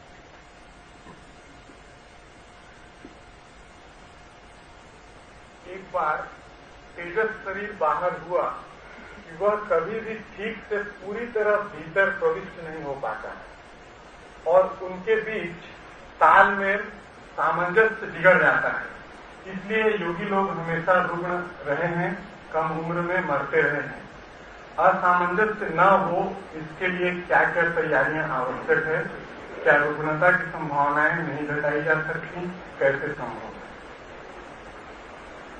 इस संबंध में भी पहली बात तो ये कि शरीर की जो प्राकृतिक व्यवस्था है, जैसे ही हमारा सूक्ष्म शरीर के बाहर जाता है, उसकी प्राकृतिक व्यवस्था में व्यवधान पड़ेगा ही। घटना वो प्राकृतिक नहीं है, घटना वो प्रकृति के पार की है, कहना चाहिए अप्राकृतिक है, बियॉन्ड नेचर है, अतीत है प्रकृति के। तो जब भी कोई प्रकृति से विभिन्न प्रकृति के ऊपर कोई घटना घटेगी, तो प्रकृति का जो व्यवस्थित तालमेल था वो तो अस्त व्यस्त हो जाएगा। इस अस्त व्यस्तता से अगर बचना हो तो बहुत तैयारियों की जरूरत है। योगासन उस तैयारी में बड़े सहयोगी।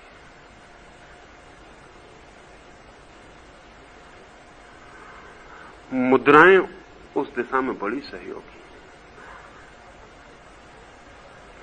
असल में हठ योग की सारी प्रक्रियाएं उस दिशा में सहयोगी। तो शरीर को फिर उतनी बड़ी अप्राकृतिक घटना को झेलने के योग्य लोह तत्व देना जरूरी है।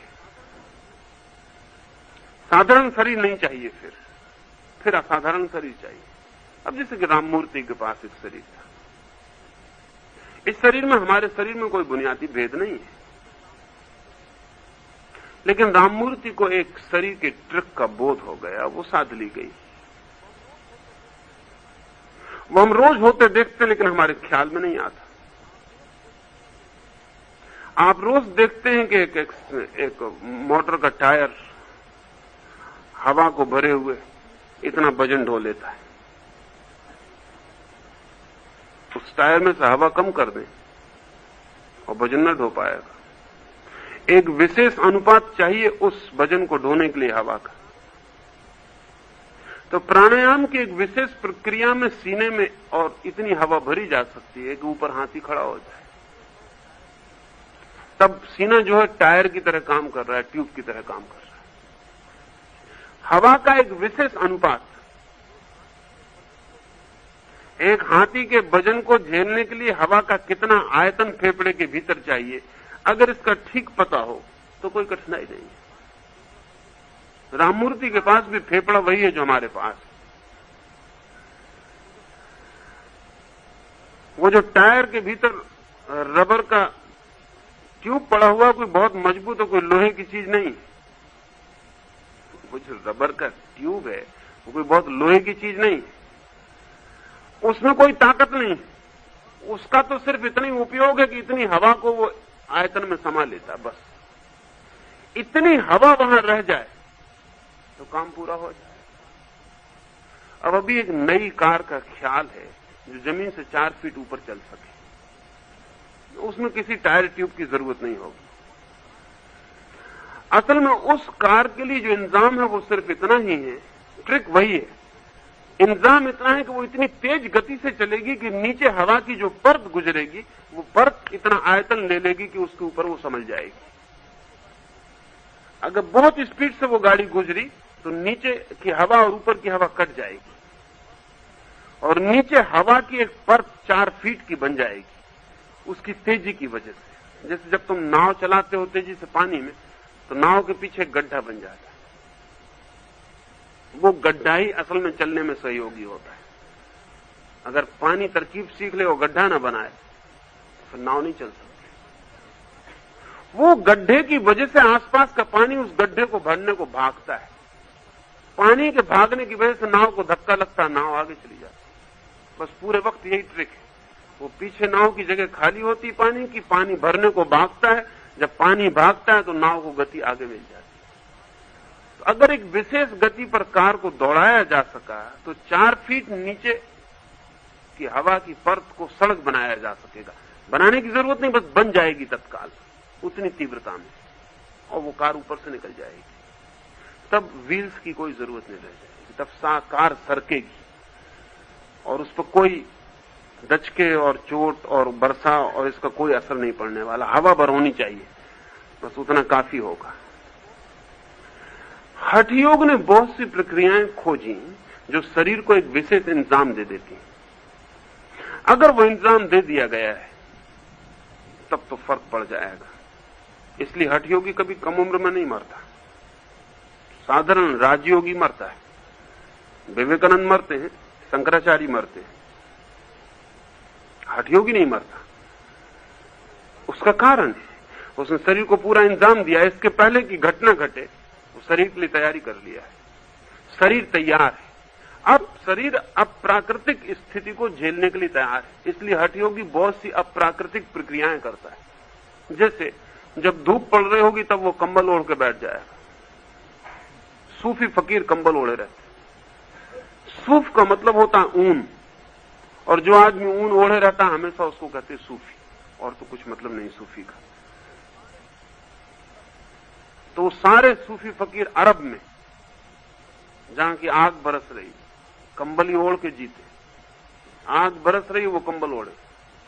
अब बड़ी अप्राकृतिक स्थिति खड़ी कर रहे हैं। ऐसे ही आग बरस रही है, ऐसे ही जला जा रहा है सब कुछ, चारों तरफ आग दिखाई पड़ती, कहीं को हरियाली नहीं दिखाई पड़ती। वहां एक आदमी कंबल ओढ़े बैठा, वो अपने शरीर को राजी कर रहा है अप्राकृतिक स्थितियों के लिए। तिब्बत में एक लामा नंगा बैठा हुआ बर्फ पर, और तुम हैरान होगे देख के उसके शरीर से पसीना चू रहा है।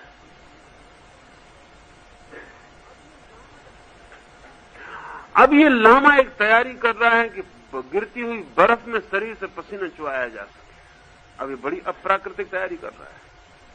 तो ऐसी बहुत सी अप्राकृतिक तैयारियां हैं। इन तैयारियों से अगर शरीर गुजर गया हो तो उस अप्राकृतिक घटना को झेलने में समर्थ हो जाता है, फिर तो शरीर को नुकसान नहीं पहुंचता, कोई नुकसान नहीं पहुंचता। लेकिन साधारणतः ये तैयारियां वर्षों का काम है। और बाद में राजयोग ने तय किया कि आखिर इतनी उम्र को बचाने की जरूरत भी क्या है। ये वर्षों का काम है। कोई एक आदमी हठयोग की तैयारी करे तो 20 और 30 साल से कम में तो कुछ भी नहीं हो सकता। 30 साल कम से कम समझना चाहिए। अब एक आदमी अगर 15 साल की उम्र में काम शुरू करे तो 50 साल की उम्र तक तो वो तैयारी कर पाए।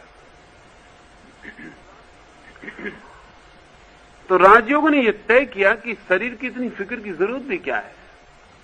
अगर स्थिति उपलब्ध हो गई और शरीर छूट गया तो करना क्या है बचा के।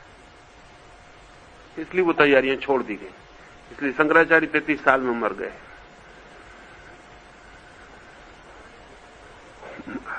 उसका कारण है कि वो इतनी बड़ी घटना घटी, उसके लिए शरीर तो तैयार नहीं था, मगर तैयारी की कोई जरूरत भी ना थी।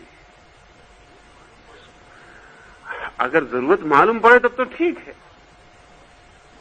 नहीं जरूरत मालूम पड़े तो कोई कारण नहीं है। और फिर 35 साल जिसको बचाने के लिए मेहनत करनी पड़े, अगर उससे 35 साल और बच सकते हो तो बहुत हिसाब ज्यादा फायदे का नहीं रहा। समझ लो कि मैं 15 साल में मेहनत करूं 50 साल तक, तो मेरे 35 साल तो खराब हो ही गए, और अब मैं 35 साल और बच जाऊं 85 साल तक, तो ऐसे कोई हिसाब किताब बराबर हो गया, कुछ उसका अर्थ नहीं। तो अगर शंकराचार्य से कोई कहे कि आप हठयोग करके बच सकते थे 70 साल तक, तो वो कहेंगे कि बच सकता था, लेकिन 40 साल मुझे उसमें मेहनत लगानी पड़ती। वो मेहनत अकारण है। मैं 33 साल में मरना पसंद करता हूं, इसमें कोई हर्जा नहीं। इसलिए धीरे धीरे हठयोग पिछड़ गया। उसके पिछड़ जाने का कारण हुआ क्योंकि इतनी लंबी प्रक्रियाएं थी। लेकिन मुझे लगता है कि भविष्य में अगर विज्ञान का सहारा लेकर प्रक्रियाएं की गई तो हठयोग वापस लौट आएगा। क्योंकि अब 35 साल लगाने की जरूरत नहीं, मैं समझता हूं 5 साल में भी हो सकती है बात। और अगर विज्ञान का पूरा उपयोग किया जाए तो इतना समय खोने की जरूरत नहीं है और बचाया जा सकता है। लेकिन वैज्ञानिक हठयोग के पैदा होने में भी समय, अभी वक्त लग सकता है। और मैं मानता हूं कि वैज्ञानिक हठयोग हिंदुस्तान में पैदा नहीं होगा, पश्चिम में ही पैदा होगा, क्योंकि हमारी कोई वैज्ञानिक स्थिति ही नहीं है।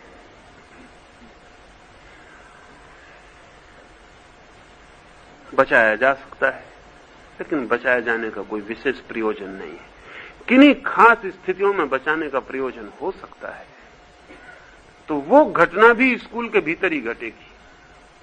जैसे ये हो सकता है कि शंकराचार्य का, अब शंकराचार्य के लिए तो कोई उपयोग नहीं बचने का, लेकिन दूसरों के लिए उपयोग हो सकता है।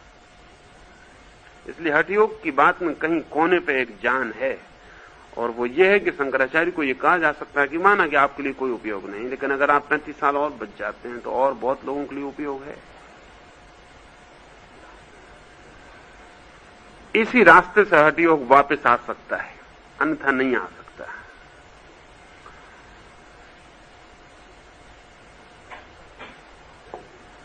और शरीर का जो एडजस्टमेंट टूट जाता है, वो करीब करीब मामला ऐसा ही है जैसे कि कार का इंजन एक बार खोल लो फिर दोबारा भी कस जाता है, लेकिन कार की लाइफ तो कम हो ही जाती, हो ही जाती। इसलिए कार खरीदने वाला पहले पूछता इंजन खोला तो नहीं गया, क्योंकि इंजन बिल्कुल ठीक जुड़ गया हो फिर भी लाइफ तो कम हो जाती, जिंदगी कम हो जाती, क्योंकि वो ठीक वही नहीं हो सकता जो था, उसमें किंचित अंतर भी अंतर ले आता है। फिर हमारे शरीर में कुछ तत्व ऐसे हैं जो बहुत शीघ्रता से मर जाते हैं, कुछ तत्व ऐसे हैं जो मरने में देर लेते हैं, कुछ तत्व ऐसे हैं जो आदमी मर जाता है उसके बाद भी नहीं मरते। मरघट में भी नाखून बढ़ते रहते हैं आदमी के, कब्र में भी बाल बढ़ते रहते हैं। कब्र में गड़ाए हुए आदमी के बाल का बढ़ना जारी रहता है, नखून का बढ़ना जारी रहता है। वो आदमी मर गया लेकिन नखून और बाल मरने से इतने जल्दी राजी नहीं होते, वो अपना काम जारी रखते, उनको मरने में बहुत वक्त लग जाता है। तो शरीर जब मरता है तो उसमें मरने में कई तलों पर मृत्यु घटित होती है। असल में शरीर में बहुत तरह के संस्थान ऑटोमेटिक हैं जिनके लिए आपकी आत्मा की मौजूदगी भी जरूरी नहीं। जैसे मैं यहां बैठा हूं, मैं बोल रहा हूं, अगर मैं इस कमरे के बाहर चला जाऊं तो बोलना तो बंद हो जाएगा, लेकिन पंखा चलता रहेगा, क्योंकि पंखे का अपना ऑटोमेटिक इंतजाम है, उसका मेरी मौजूदगी से कुछ लेना देना ना था। तो हमारे शरीर में दो तरह का इंतजाम है। एक तो इंतजाम है जो हमारी चेतना के हटते से खत्म हो जाएगा, एक इंतजाम ऐसा है जो कि हमारी चेतना के हटने पे भी थोड़ी देर काम करता रहेगा। कुछ इंतजाम इतना ऑटोमेटिक बिल्ट इन है कि वो देर तक काम करता रहेगा, चेतना हट जाएगी वो अपना काम, उसको पता ही नहीं चलेगा बाल को कि क्रियानंद चल बसे, अपना काम उसको पता लगते लगते बहुत वक्त। जब उसको पता चलेगा तब वो मरेगा कि ये आदमी तो गया, अब अपन बंद हो जाएं, अब बढ़ना नहीं चाहिए। और हमारे भीतर कुछ तत्व में जो बड़े जल्दी मरते हैं, कुछ तत्व जो 6 सेकंड में मर जाते हैं। जैसे हार्ट अटैक होता है एक आदमी पर, हृदय के दौरे से जो आदमी मरता है, अगर ये 6 सेकंड के बीच इसको सहायता पहुंचाई जा सके तो ये बच भी सकता है, क्योंकि असल में हार्ट अटैक कोई मृत्यु नहीं है, सिर्फ स्ट्रक्चरल भूल है। तो पिछले महायुद्ध में रूस में कोई 50 आदमी बचाए गए। युद्ध के मैदान पर जो हृदय के दौरे से गिर के मर गए, उनको 6 सेकंड के भीतर अगर सहायता पहुंचाई जा सकी तो वो बच गए। लेकिन 6 सेकंड से अगर ज्यादा देर लग जाए तो कुछ तत्व तब तक खत्म हो जाएंगे, उनको फिर दोबारा जिंदा करना मुश्किल हो जाएगा। हमारे मस्तिष्क के जितने भी डेलिकेट हिस्से हैं वो बहुत जल्दी मरते हैं, एकदम मर जाते हैं। तो अगर तेजस शरीर बहुत देर बाहर रह जाए तो इस शरीर की सुरक्षा करनी बहुत जरूरी नहीं, इसमें तो कुछ हिस्से मर जाएंगे। हालांकि तुम अंदाज नहीं लगा सकते कि कितनी देर तेजस शरीर बाहर रहा, क्योंकि दोनों का टाइम स्केल अलग है। यानी जैसे कि मेरा तेजस शरीर बाहर निकल जाए सूक्ष्म शरीर, तो मुझे लगे कि मैं सालों बाहर रहा, और लौट के जब आऊं तो देखूं घड़ी में सिर्फ 1 सेकंड बीता। टाइम स्केल भिन्न है। जैसा एक आदमी को झपकी लग जाए और झपकी में वो एक सपना देखे, और सपने में उसकी शादी हो रही, बारात निकल रही, उसके बच्चे हो गए, बच्चों की शादी हो रही, और नींद खुले, और वो हमसे कहे कि मैंने इतना लंबा सपना देखा कि मेरी शादी हो रही, फिर मेरे बच्चे हो गए, फिर बच्चों की शादी हो रही थी, और हम उससे कहें कभी तो केवल 1 मिनट हुआ, तुम झपकी लिए। 1 मिनट में इतना लंबा सपना कैसे हो सकता? टाइम स्केल अलग है। 1 मिनट में इतना लंबा सपना हो सकता है, क्योंकि सपने का जो समय माप है वो हमारे जागरण के समय माप से बहुत भिन्न है, बहुत त्वरित है, बहुत स्पीडी है। तो तेजस शरीर 1 सेकंड को बाहर है तो तुम्हें लग सकता है कि तुम सालों बाहर घूमे, इसको उसका अंदाज नहीं लगता कि तुम कितनी देर बाहर रहे। इस शरीर को सुरक्षित रखना बहुत जरूरी है। इसके सुरक्षा की बड़ी कठिनाइयां हैं, और इसको अगर सुरक्षित रखने का इंतजाम पूरा हो तो बहुत देर तक बाहर रहा जा सकता है।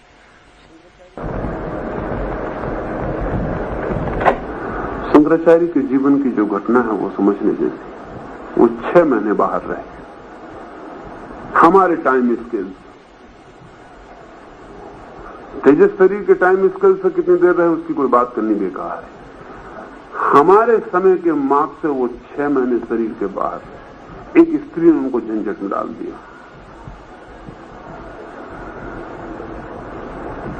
मंडन से उनका विवाद हुआ, मंडन हार गया, लेकिन उसकी पत्नी ने एक बड़ा स्त्रीण तर्क दिया जो सिर्फ स्त्री ही दे सकती। उसने कहा कि अभी सिर्फ आधे मंडन में से हारे, आधी तो मैं भी जिंदा हूं, अर्धांगिनी, तो जब तक मैं भी ना हार जाऊं तब तक पूरे मंडन में से हार गए, ऐसा आप नहीं कह सकेंगे। शंकर भी मुसीबत में पड़ गए। बात तो ठीक ही थी, हालांकि बेईमानी थी। मंडन में से पूरे हार गए थे। स्त्री के अर्धांगिनी होने का ये मतलब नहीं होता कि गामा उसके पहले पति को हराया फिर उसकी पत्नी को भी हराया तब वो विजेता घोषित हो, ये मतलब नहीं होता। लेकिन वो जो भारती थी, मंडन मिश्र की पत्नी थी, वो भी विवाद के योग्य थी। बहुत कम विदुषी स्त्रियां उस हैसियत की हुई, और शंकर ने सोचा कि चलो ये भी ठीक है, एक आनंद रहेगा। और जब मंडन ही हार गए तो भारती कितनी देर टिकेगी, लेकिन भूल हो गई।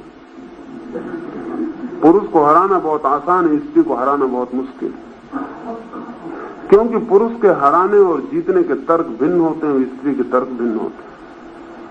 असल में उनके लॉजिक ही भिन्न होते हैं। इसलिए अक्सर पति पत्नी एक दूसरे की बात ही नहीं समझ पाते। कौन क्या कह रहा है, क्योंकि उनके तर्क करने के ढंग ही अलग होते, उनमें कोई तालमेल नहीं होता। अक्सर वो पैरेलल होते लेकिन मिलते कहीं नहीं। शंकर ने सोचा कि ब्रह्म वगैरह की बात होगी, लेकिन उस भारती ने ब्रह्म की कोई बात नहीं, क्योंकि वो तो देख चुकी थी कि मंडन में दिक्कत में पड़ गए। ब्रह्म और माया नहीं चलेगी। उसने शंकर से कहा कि मुझे काम शास्त्र के संबंध में कुछ बताइए। शंकर मुश्किल में पड़ गए। शंकर ने कहा कि मैं निष्णात ब्रह्मचारी हूं, कृपा करके काम शास्त्र के संबंध में मुझसे मत पूछिए। पर उसने कहा अगर काम शास्त्र के संबंध में आप कुछ भी नहीं जानते तो और क्या जान सकते, जब इतनी सा पता नहीं तो ब्रह्म माया वगैरह क्या जानते होंगे। और जिसको आप माया कह रहे हैं, जिस जगत को, उसकी उत्पत्ति जहां से, उसके संबंध में कुछ बात करनी पड़ेगी। मैं तो उसी पर भी बात करता। तो शंकर ने कहा 6 महीने की मोहलत मुझे दे दी, मैं सीख के आऊं, क्योंकि ये तो मैंने कभी सीखा नहीं, ये मैंने कभी जाना नहीं, ये राज मुझे पता नहीं। तो शंकर को अपना शरीर छोड़कर दूसरे शरीर में प्रवेश करना पड़ा।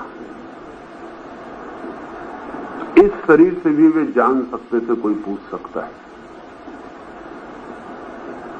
इस शरीर से भी वे जान सकते थे, लेकिन इस शरीर की पूरी धारा अंतर प्रवाहित हो चुकी थी, उसे बाहर लौटाना मुश्किल था।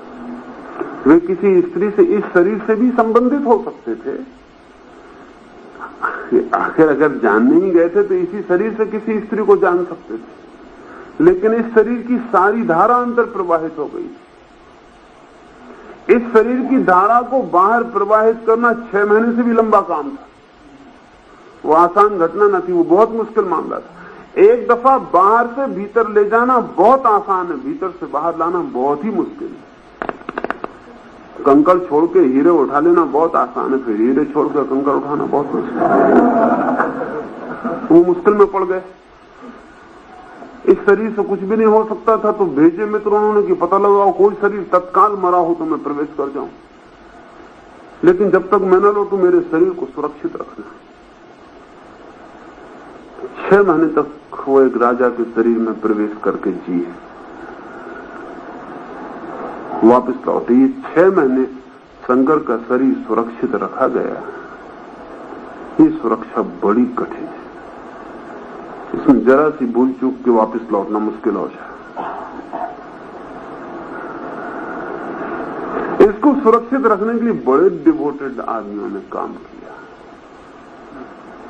जिनके समर्पण का कोई हिसाब लगाना मुश्किल है, जिनके समर्पण का हम अंदाज भी नहीं कर सकते कि उन्होंने क्या किया होगा। जैसे मैंने तुमसे कहा कि जैसे तिब्बत का साधक प्रयोग करता है कि बैठा है सर्दी में और पसीना चू रहा है, ये सिर्फ संकल्प से होता है। संकल्प से वो इस तथ्य को झुटलाता है कि सर्दी पड़ रही है, संकल्प से वो इस तथ्य को खड़ा करता है कि धूप पड़ रही और गर्मी। परिस्थिति को वो मनस्थिति के नीचे लाता है।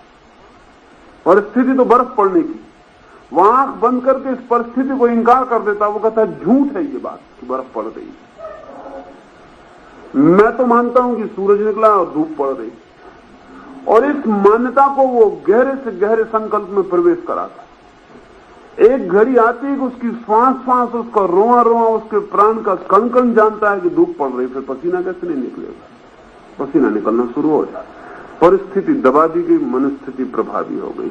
सब योग एक अर्थ में परिस्थिति को दबा के मनस्थिति को ऊपर लाने का है, और सब सांसारिकता एक अर्थों में परिस्थिति के नीचे मनस्थिति को दबा के जीने का नाम है। तो शंकर के जिन मित्रों को उस शरीर को रखना पड़ा सुरक्षित, ये बात कभी कही नहीं गई, ये बात कभी ठीक से लिखी भी नहीं गई तो उन्होंने किया क्या? जिस आदमी के प्राण चले गए, इसको 6 महीने तक क्या किया? 6 महीने तक एक वर्ग मित्रों का इस शरीर को घेरे ही बैठा रहा।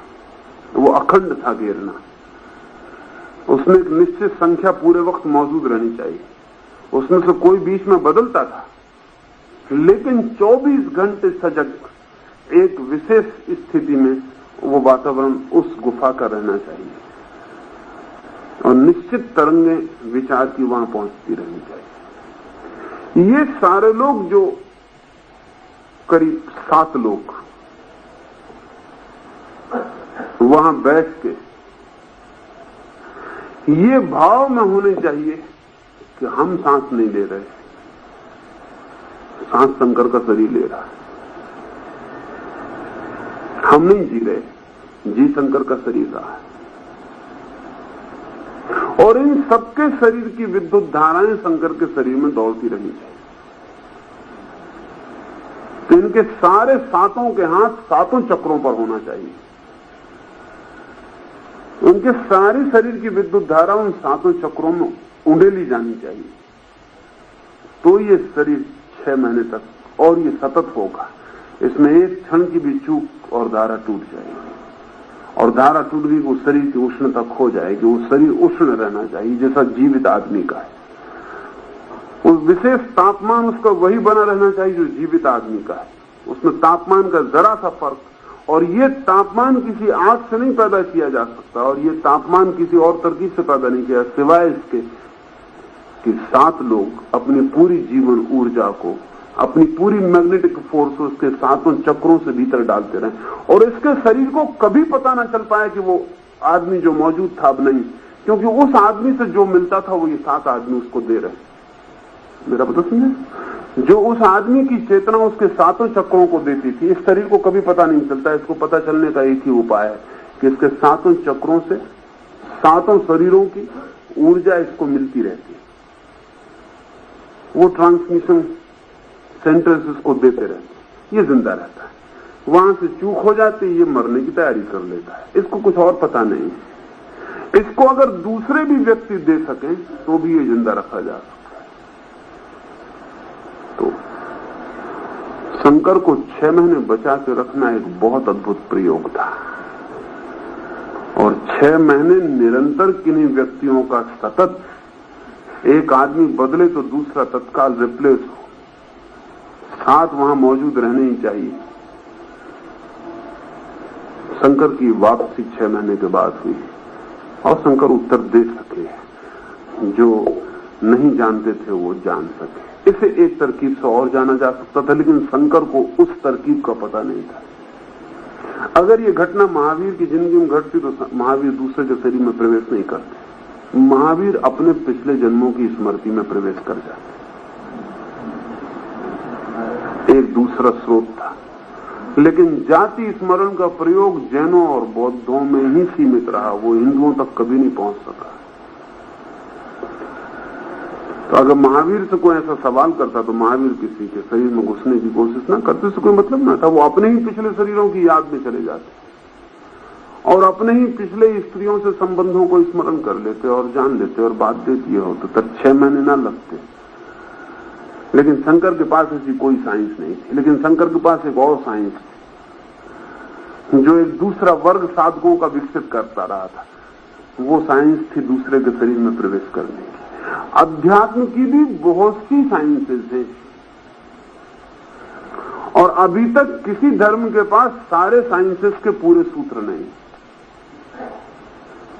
किसी एक धर्म ने एक विशेष प्रक्रिया को विकसित कर लिया है, वो उससे तृप्त है। किसी दूसरे धर्म ने किसी दूसरी प्रक्रिया को विकसित कर लिया, उससे वो तृप्त है। लेकिन अब तक दुनिया में कोई भी ऐसा धर्म नहीं निर्मित हो पाया है जिसके पास सारे धर्मों की समस्त संपदा हो, और वो तब तक नहीं हो पाएगा जब तक हम सारे धर्मों को दुश्मन की तरह देखते हैं, तब तक वो हो भी नहीं पाएगा। ये सारे धर्म मित्र की तरह एक दूसरे के निकट आ जाएं और ये सारे धर्म अपनी संपदा के लिए दूसरी संपदा को खोल दें और अपनी संपदा और दूसरी संपदा की मालिकियत को साझीदार बना लें, तो एक विज्ञान विकसित हो पाए जिसमें सारे अनंत अनंत स्रोतों से। अब किसी ने इजिप्ट में कुछ विकसित किया था जो हिंदुस्तान के पास नहीं। जिन्होंने पिरामिड्स बनाए थे उनके पास कुछ था जो हिंदुस्तान में किसी के पास नहीं।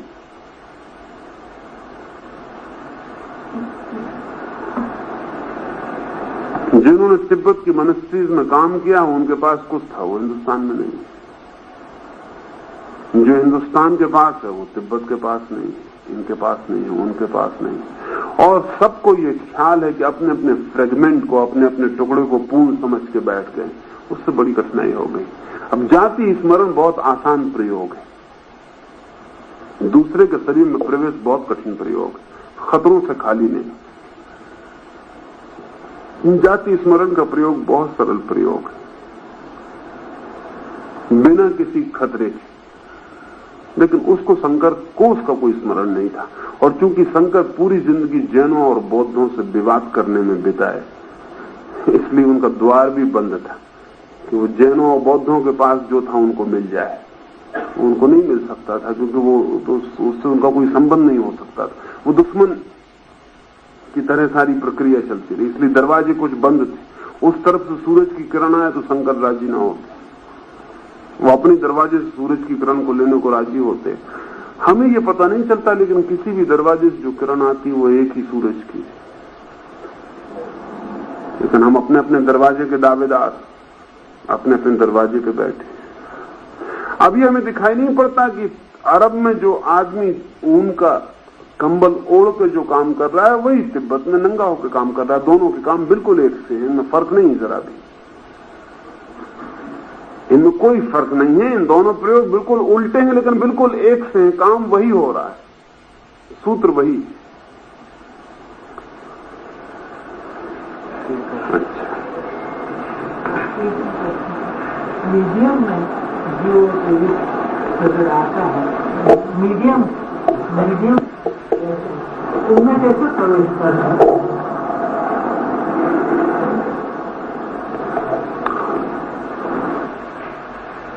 है कि जो माध्यम होते हैं, मीडियम होते हैं, उनमें किस तरह प्रवेश होता है। असल में इस प्रवेश में और उस प्रवेश में विपरीतता है। इस प्रवेश में प्रवेश करने वाला किसी के शरीर में प्रवेश कर रहा है, मीडियम के मामले में मीडियम किसी को प्रवेश करवा रहा है। दोनों में फर्क है। अगर मैं अपने शरीर को छोड़ के किसी के शरीर में प्रवेश करूं, इसकी प्रक्रिया अलग है। कहना चाहिए ये पुरुष प्रक्रिया है, इसमें किसी शरीर में प्रवेश करना पड़ेगा। मीडियम की जो प्रक्रिया कहनी चाहिए वो स्त्री प्रक्रिया है। इसमें मीडियम सिर्फ रिसेप्टिव होगा और किसी को अपने भीतर बुला लेगा, आमंत्रित कर लेगा। तो मीडियम का मामला बहुत सरल है, मीडियम का मामला बहुत कठिन नहीं है। और मीडियम जिनको बुलाएगा आमतौर से अशरीरी आत्माएं होंगी, सशरीरी आत्माएं मुश्किल से। और जो आत्माएं बिना शरीर के हमारे चारों तरफ घूम रही, अब यहां हम इतने लोग नहीं बैठे हुए हैं, और लोग भी बैठे हुए, मगर उनके पास शरीर नहीं, इसलिए हम उनसे बिल्कुल निश्चिंत हैं। उनका हमें कोई, उनकी मौजूदगी से कोई मतलब नहीं होता। तो वो वैसे ही मौजूद है जैसे अभी यहां एक रेडियो रखा हुआ है, उसको हम ऑन कर दें और दिल्ली पकड़ जाए। जब हम ऑन नहीं किए थे तो आप समझते हैं दिल्ली नहीं बोल रहा था। जब आपने रेडियो नहीं चलाया होता तब दिल्ली से निकलने वाली धाराएं यहां से नहीं गुजर रही थी, तब भी गुजर रही थी, लेकिन हमें कोई पता नहीं था, क्योंकि हमारे और उनके बीच कोई माध्यम नहीं था जो जोड़ बना दे। रेडियो एक माध्यम का काम कर रहा है।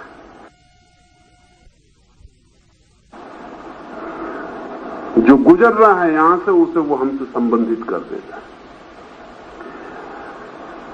जो आत्माओं के लिए माध्यम का काम कर सकते हैं व्यक्ति, वो भी रेडियो का ही काम कर रहे हैं, एक तरह की ट्यूनिंग का काम कर रहे हैं। उनकी मौजूदगी के कारण जो आत्माएं हमारे चारों तरफ सदा मौजूद है, उनमें से कोई आत्मा प्रवेश कर सकती है, लेकिन ये अशरीरी आत्माएं हैं। और अशरीरी आत्मा सदा ही शरीर में प्रवेश करने को आतुर होती है। उसके कारण होते हैं। बड़ा कारण तो ये होता है कि अशरीरी आत्मा, जिसको हम प्रेत कहें, अशरीरी आत्मा की इच्छाएं तो वही होती हैं जो शरीरधारी की होती, लेकिन शरीर उसके पास नहीं होता। इच्छाएं वही होती हैं, वासनाएं वही होती हैं जो शरीरधारी की हैं, लेकिन शरीर नहीं होता। और शरीरधारी की कोई भी वासना बिना शरीर के पूरी नहीं हो सकती। अगर समझ लें कि एक प्रेतात्मा को किसी से प्रेम करना है, तो इसके लिए शरीर चाहिए। प्रेम की वासना तो भीतर रह जाती, लेकिन शरीर उसके पास नहीं। अगर वो किसी के शरीर के पास आए तो आर पार निकल जाता है, वो कहीं रुकता नहीं। हमारा शरीर उसके शरीर को व्यवधान नहीं बनता, वो हमारे शरीर से निकल जाता है इस तरफ उस तरफ। शरीर चाहिए उसको, तो वो तो आकांक्षा से भरा हुआ है शरीर मिलने की। कभी कोई भयभीत व्यक्ति अगर अपने भीतर सिकुड़ जाए तो वो प्रवेश कर जाता है। भय में आदमी सिकुड़ जाता है। आपका अपना शरीर जितना आपको घेरना चाहिए उतना आप भय में नहीं घेरते, सिकुड़ के छोटे हो जाते हैं। शरीर की बहुत सी जगह खाली रह जाती, वैक्यूम बन जाता है। उस वैक्यूम में, भय में वो घुस जाता है। लोग समझते हैं भय की वजह से भूत पैदा हो जाते हैं, पैदा नहीं हो जाते। लोग समझते हैं कि भय ही भूत है, वो भी ठीक बात नहीं है। भूत का अपना अस्तित्व है, भय में सिर्फ उसे प्रकट होने की सुविधा मिल जाती। तो भय में तो कोई भी आदमी मीडियम बन सकता है, लेकिन वो मीडियम में प्रेत आत्मा ही प्रवेश कर रही है, इसलिए परेशानी ही खड़ी होगी। जिस मीडियम की आप बात कर रही हैं, ये स्वेच्छा से निमंत्रण दी गई आत्मा है। स्वेच्छा से किसी ने अपने भीतर की जगह खाली की और निमंत्रण दिया है। तो मीडियम की कला कुल इतनी ही है कि आप अपने भीतर की जगह खाली कर सके और आसपास कोई आत्मा हो तो उसको निमंत्रण दे सके कि तुम आ जाओ। लेकिन चूंकि ये जानबूझ के किया जाता है, इसमें कोई भय नहीं, और चूंकि ये स्वेच्छा से किया जाता है इसलिए इसमें उतना खतरा नहीं, और चूंकि ये जानबूझ के किया जाता है, इसके आने का रास्ता पता है और इसे वापस भेजने का रास्ता भी पता है। लेकिन ये रिसेप्टिविटी से होगा और सिर्फ साधारण अशरीरी आत्माओं पर हो पाएगा। अगर शरीरधारी आत्मा के लिए बुलाना हो तो खतरे बढ़ जाते हैं, क्योंकि अगर मैं किसी शरीरधारी आत्मा को किसी माध्यम पर बुलाऊं तो वो आदमी का शरीर वहां मूर्छित होकर गिर जाएगा। बहुत बार जब लोग मूर्छित होकर गिरते हैं तो हम समझते हैं वो साधारण मूर्छा है।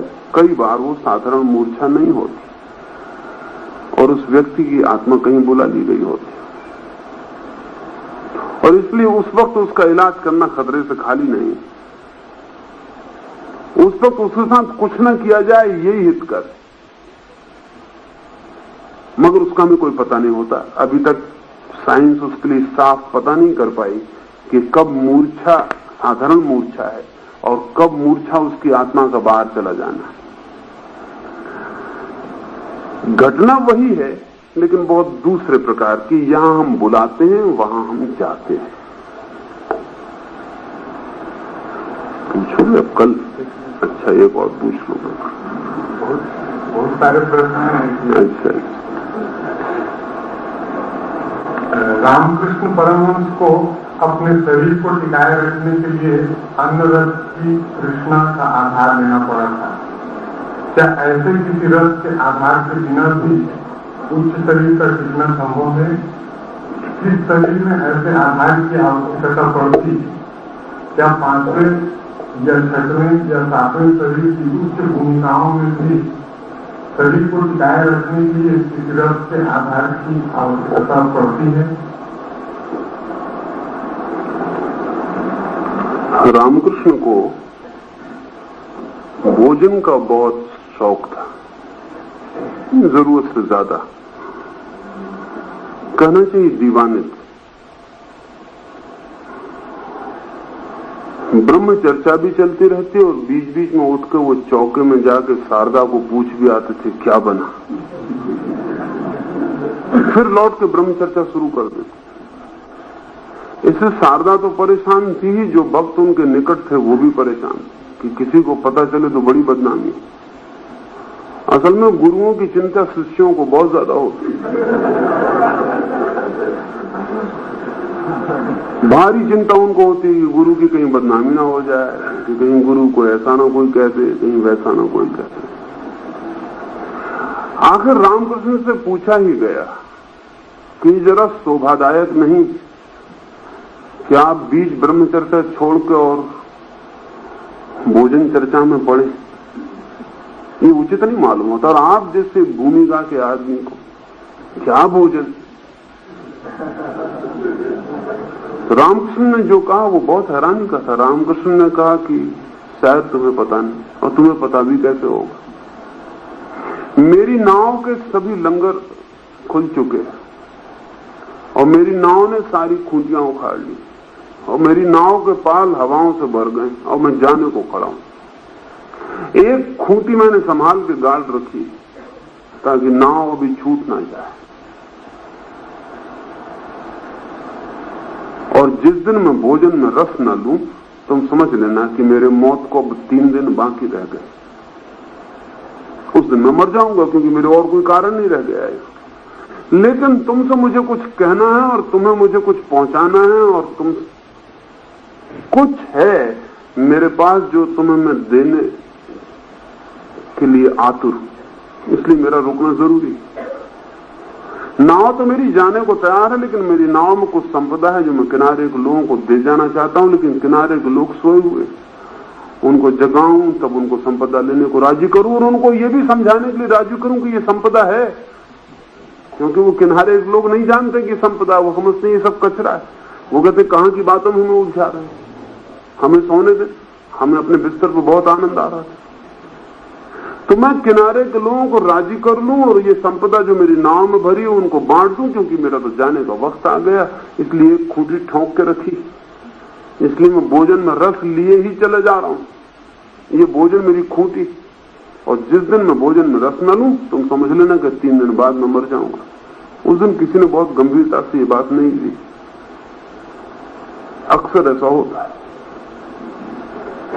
अक्सर ऐसा होता है कि बहुत सी बातें गंभीरता से नहीं ली जाती। और रामकृष्ण बुद्ध या महावीर इनकी जिंदगी में, सभी की जिंदगी में ऐसे मामले हैं जो कि गंभीरता से लिए गए होते तो दुनिया का बहुत लाभ हो सकता था, लेकिन वो कभी गंभीरता से नहीं लिए गए। शायद समझा गया कि रामकृष्ण एक एक्सप्लेनेशन दे रहे हैं, एक व्याख्या दे रहे हैं। एक बात समझाने के लिए कर दी। भक्तों के मन में शक तो राय होगा कि इसे भोजन करना चाहते हैं, और एक तरकीब निकाली कि हमको समझा भी दें और अब कोई दिक्कत भी नहीं रही, अब कुछ कठिनाई भी नहीं। लेकिन यही हुआ। एक दिन शारदा लेके गई भोजन की थाली, रामकृष्ण लेटे थे कमरे में, वो करवट ले ली उन्होंने।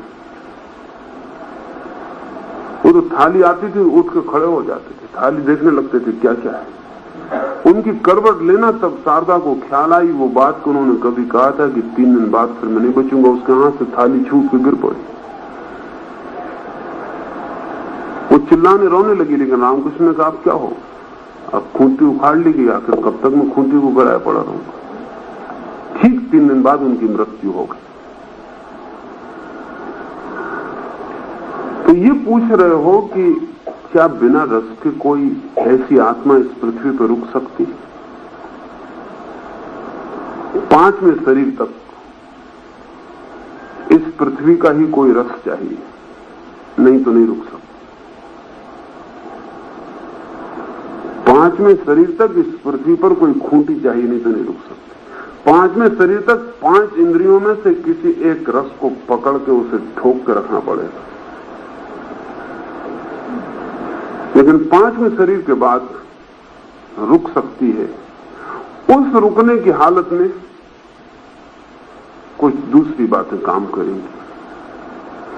तब शरीर के किसी रस को बचाए रखने की कोई जरूरत नहीं है। उस हालत में अब जरा दूसरी बात है जो थोड़ी लंबी करनी पड़े, लेकिन थोड़े से में समझ लें। 5वें शरीर के बाद अगर किसी आदमी को रुकना हो, जैसे महावीर रुकते हैं या बुद्ध रुकते हैं या कृष्ण रुकते हैं, तो इनके लिए इस जगत से मुक्त हुई आत्माओं का दबाव काम करता है। इस जगत से मुक्त हुई चेतनाओं का दबाव काम करता है। इन पर ऊपर से आग्रह और दबाव। थियोसॉफी ने इस संबंध में बड़ी खोज की थी, बड़ी महत्वपूर्ण खोज की थी। और वो खोज ये है कि बहुत आत्माएं जो मुक्त हो गई हैं, जो लीन हो गई, जो पहुंच गई हैं जहां पहुंचना होता,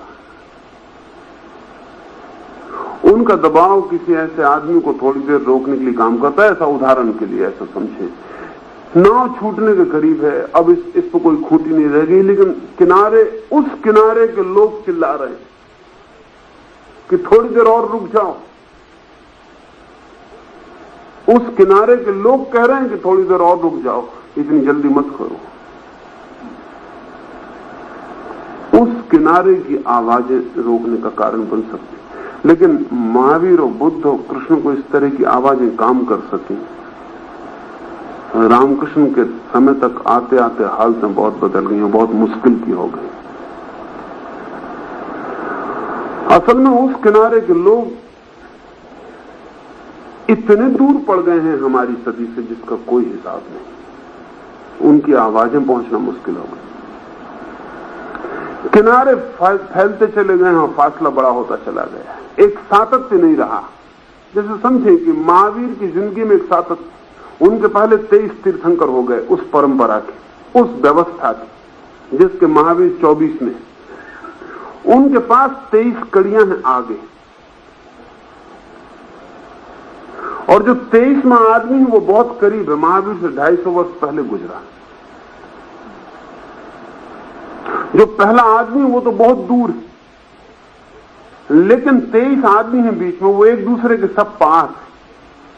और महावीर के पहले जो आदमी गया है उस किनारे, अब तुम्हें जान के ये हैरानी होगी, तीर्थंकर का मतलब होता है,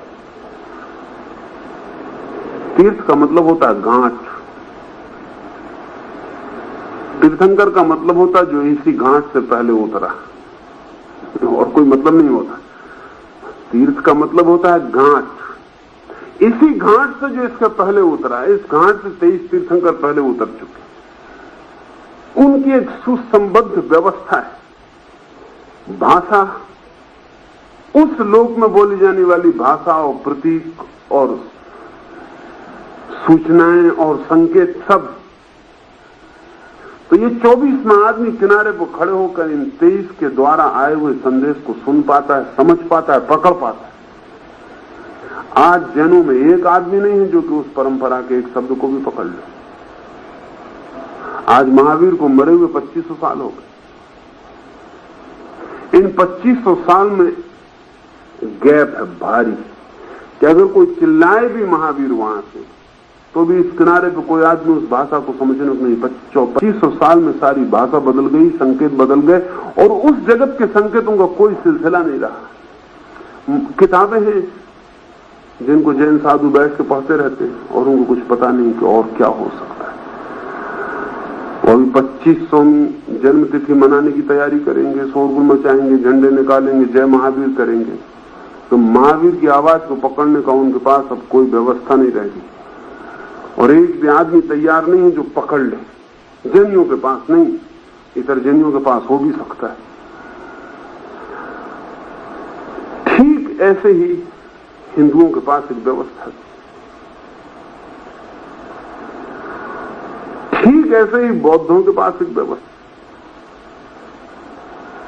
लेकिन रामकृष्ण के वक्त तक कोई व्यवस्था नहीं थी। और रामकृष्ण के पास कोई सूत्र नहीं था कि उस पार की आवाज के कारण वो रोके।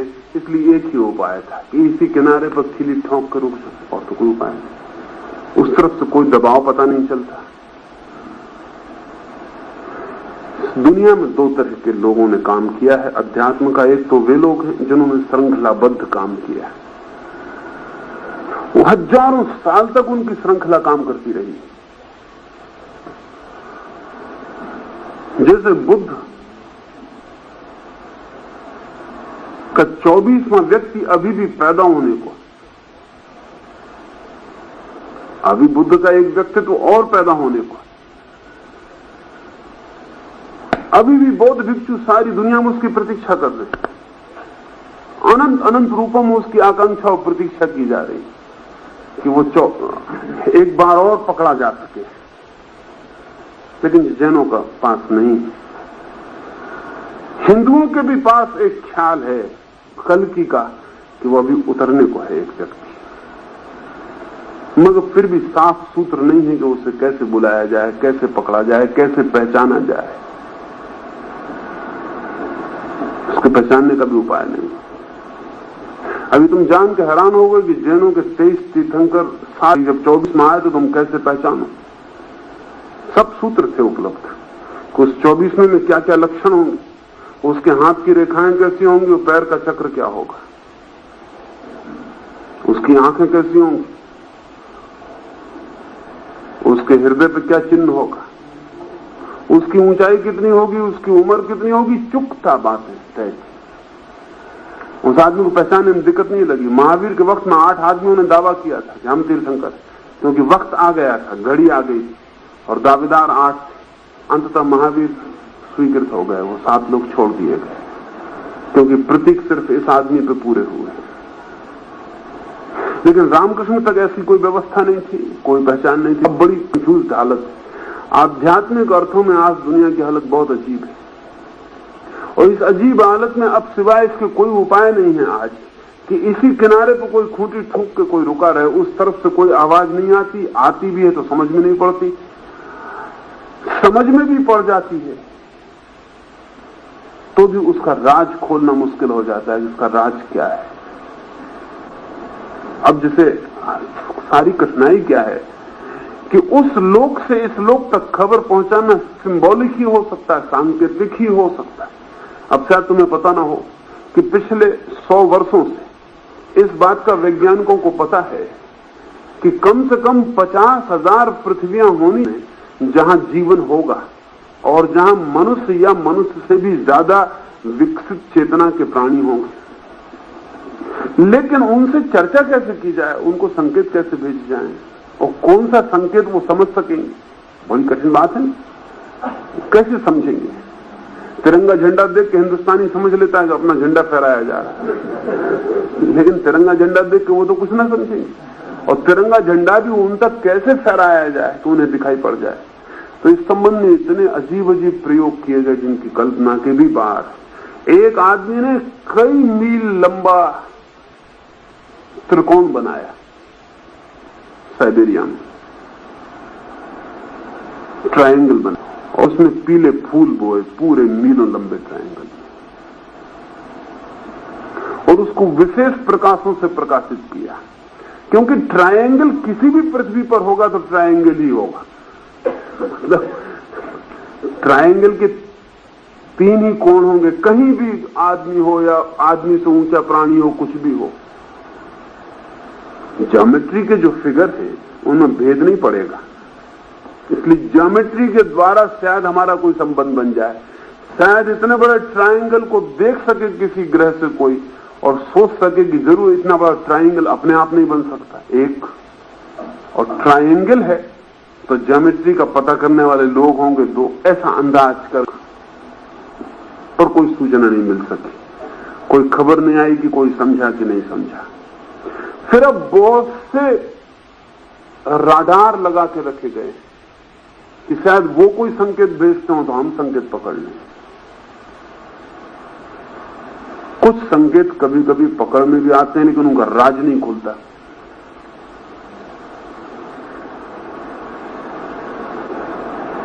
इसे फ्लाइंग सासर की बात सुनी होगी।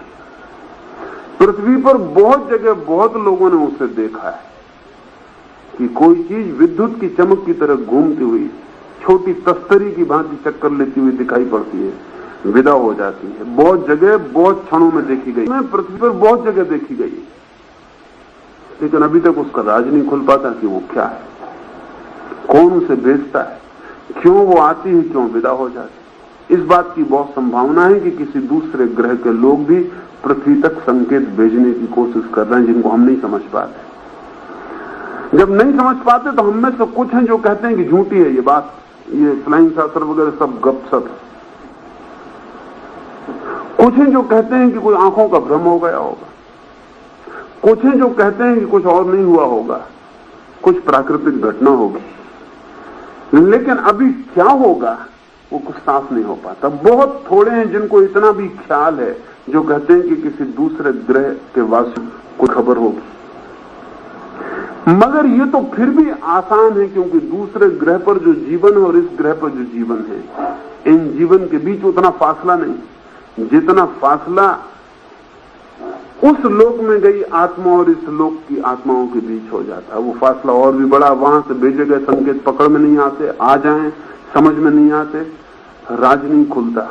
तो रामकृष्ण जैसे व्यक्तियों को इस सदी में पूरी पृथ्वी पर इन पिछले 200 वर्षों में, 200 वर्ष भी कहना ठीक नहीं, असल में मोहम्मद के बाद बड़ी कठिनाई हो गई, बड़ी कठिनाई हो गई। 1400 वर्ष नानक ने इस कठिनाई को देखकर एक नई इंतजाम किया, फिर बात ही छोड़ दी पिछली परंपराओं की और एक नई 10 आदमियों की परंपरा खड़ी की, लेकिन वो भी खो गई, वो बहुत जल्दी खो गई, वो ज्यादा देर चल नहीं पाई। अब तो व्यक्तिगत साधक रह गए हैं जगत में जिनके पास श्रृंखलाबद्ध व्यवस्था नहीं, तो व्यक्तिगत साधक को तो शरीर की खूंटी से ही करना पड़े उपाय, और 5वें शरीर के पहले तो शरीर की खूंटी के सिवा कोई उपाय नहीं होता। 5वें शरीर के बाद बाहर के संकेत काम कर सकते हैं, बाहर का दबाव काम कर सकता है, लेकिन अगर बाहर से संकेत ना मिलते हो तो फिर 7वें शरीर के व्यक्ति को भी नीचे की खूंटी का काम करना पड़े, उसका ही उपयोग करना पड़े, उसके सिवा कोई उपाय नहीं रह जाता।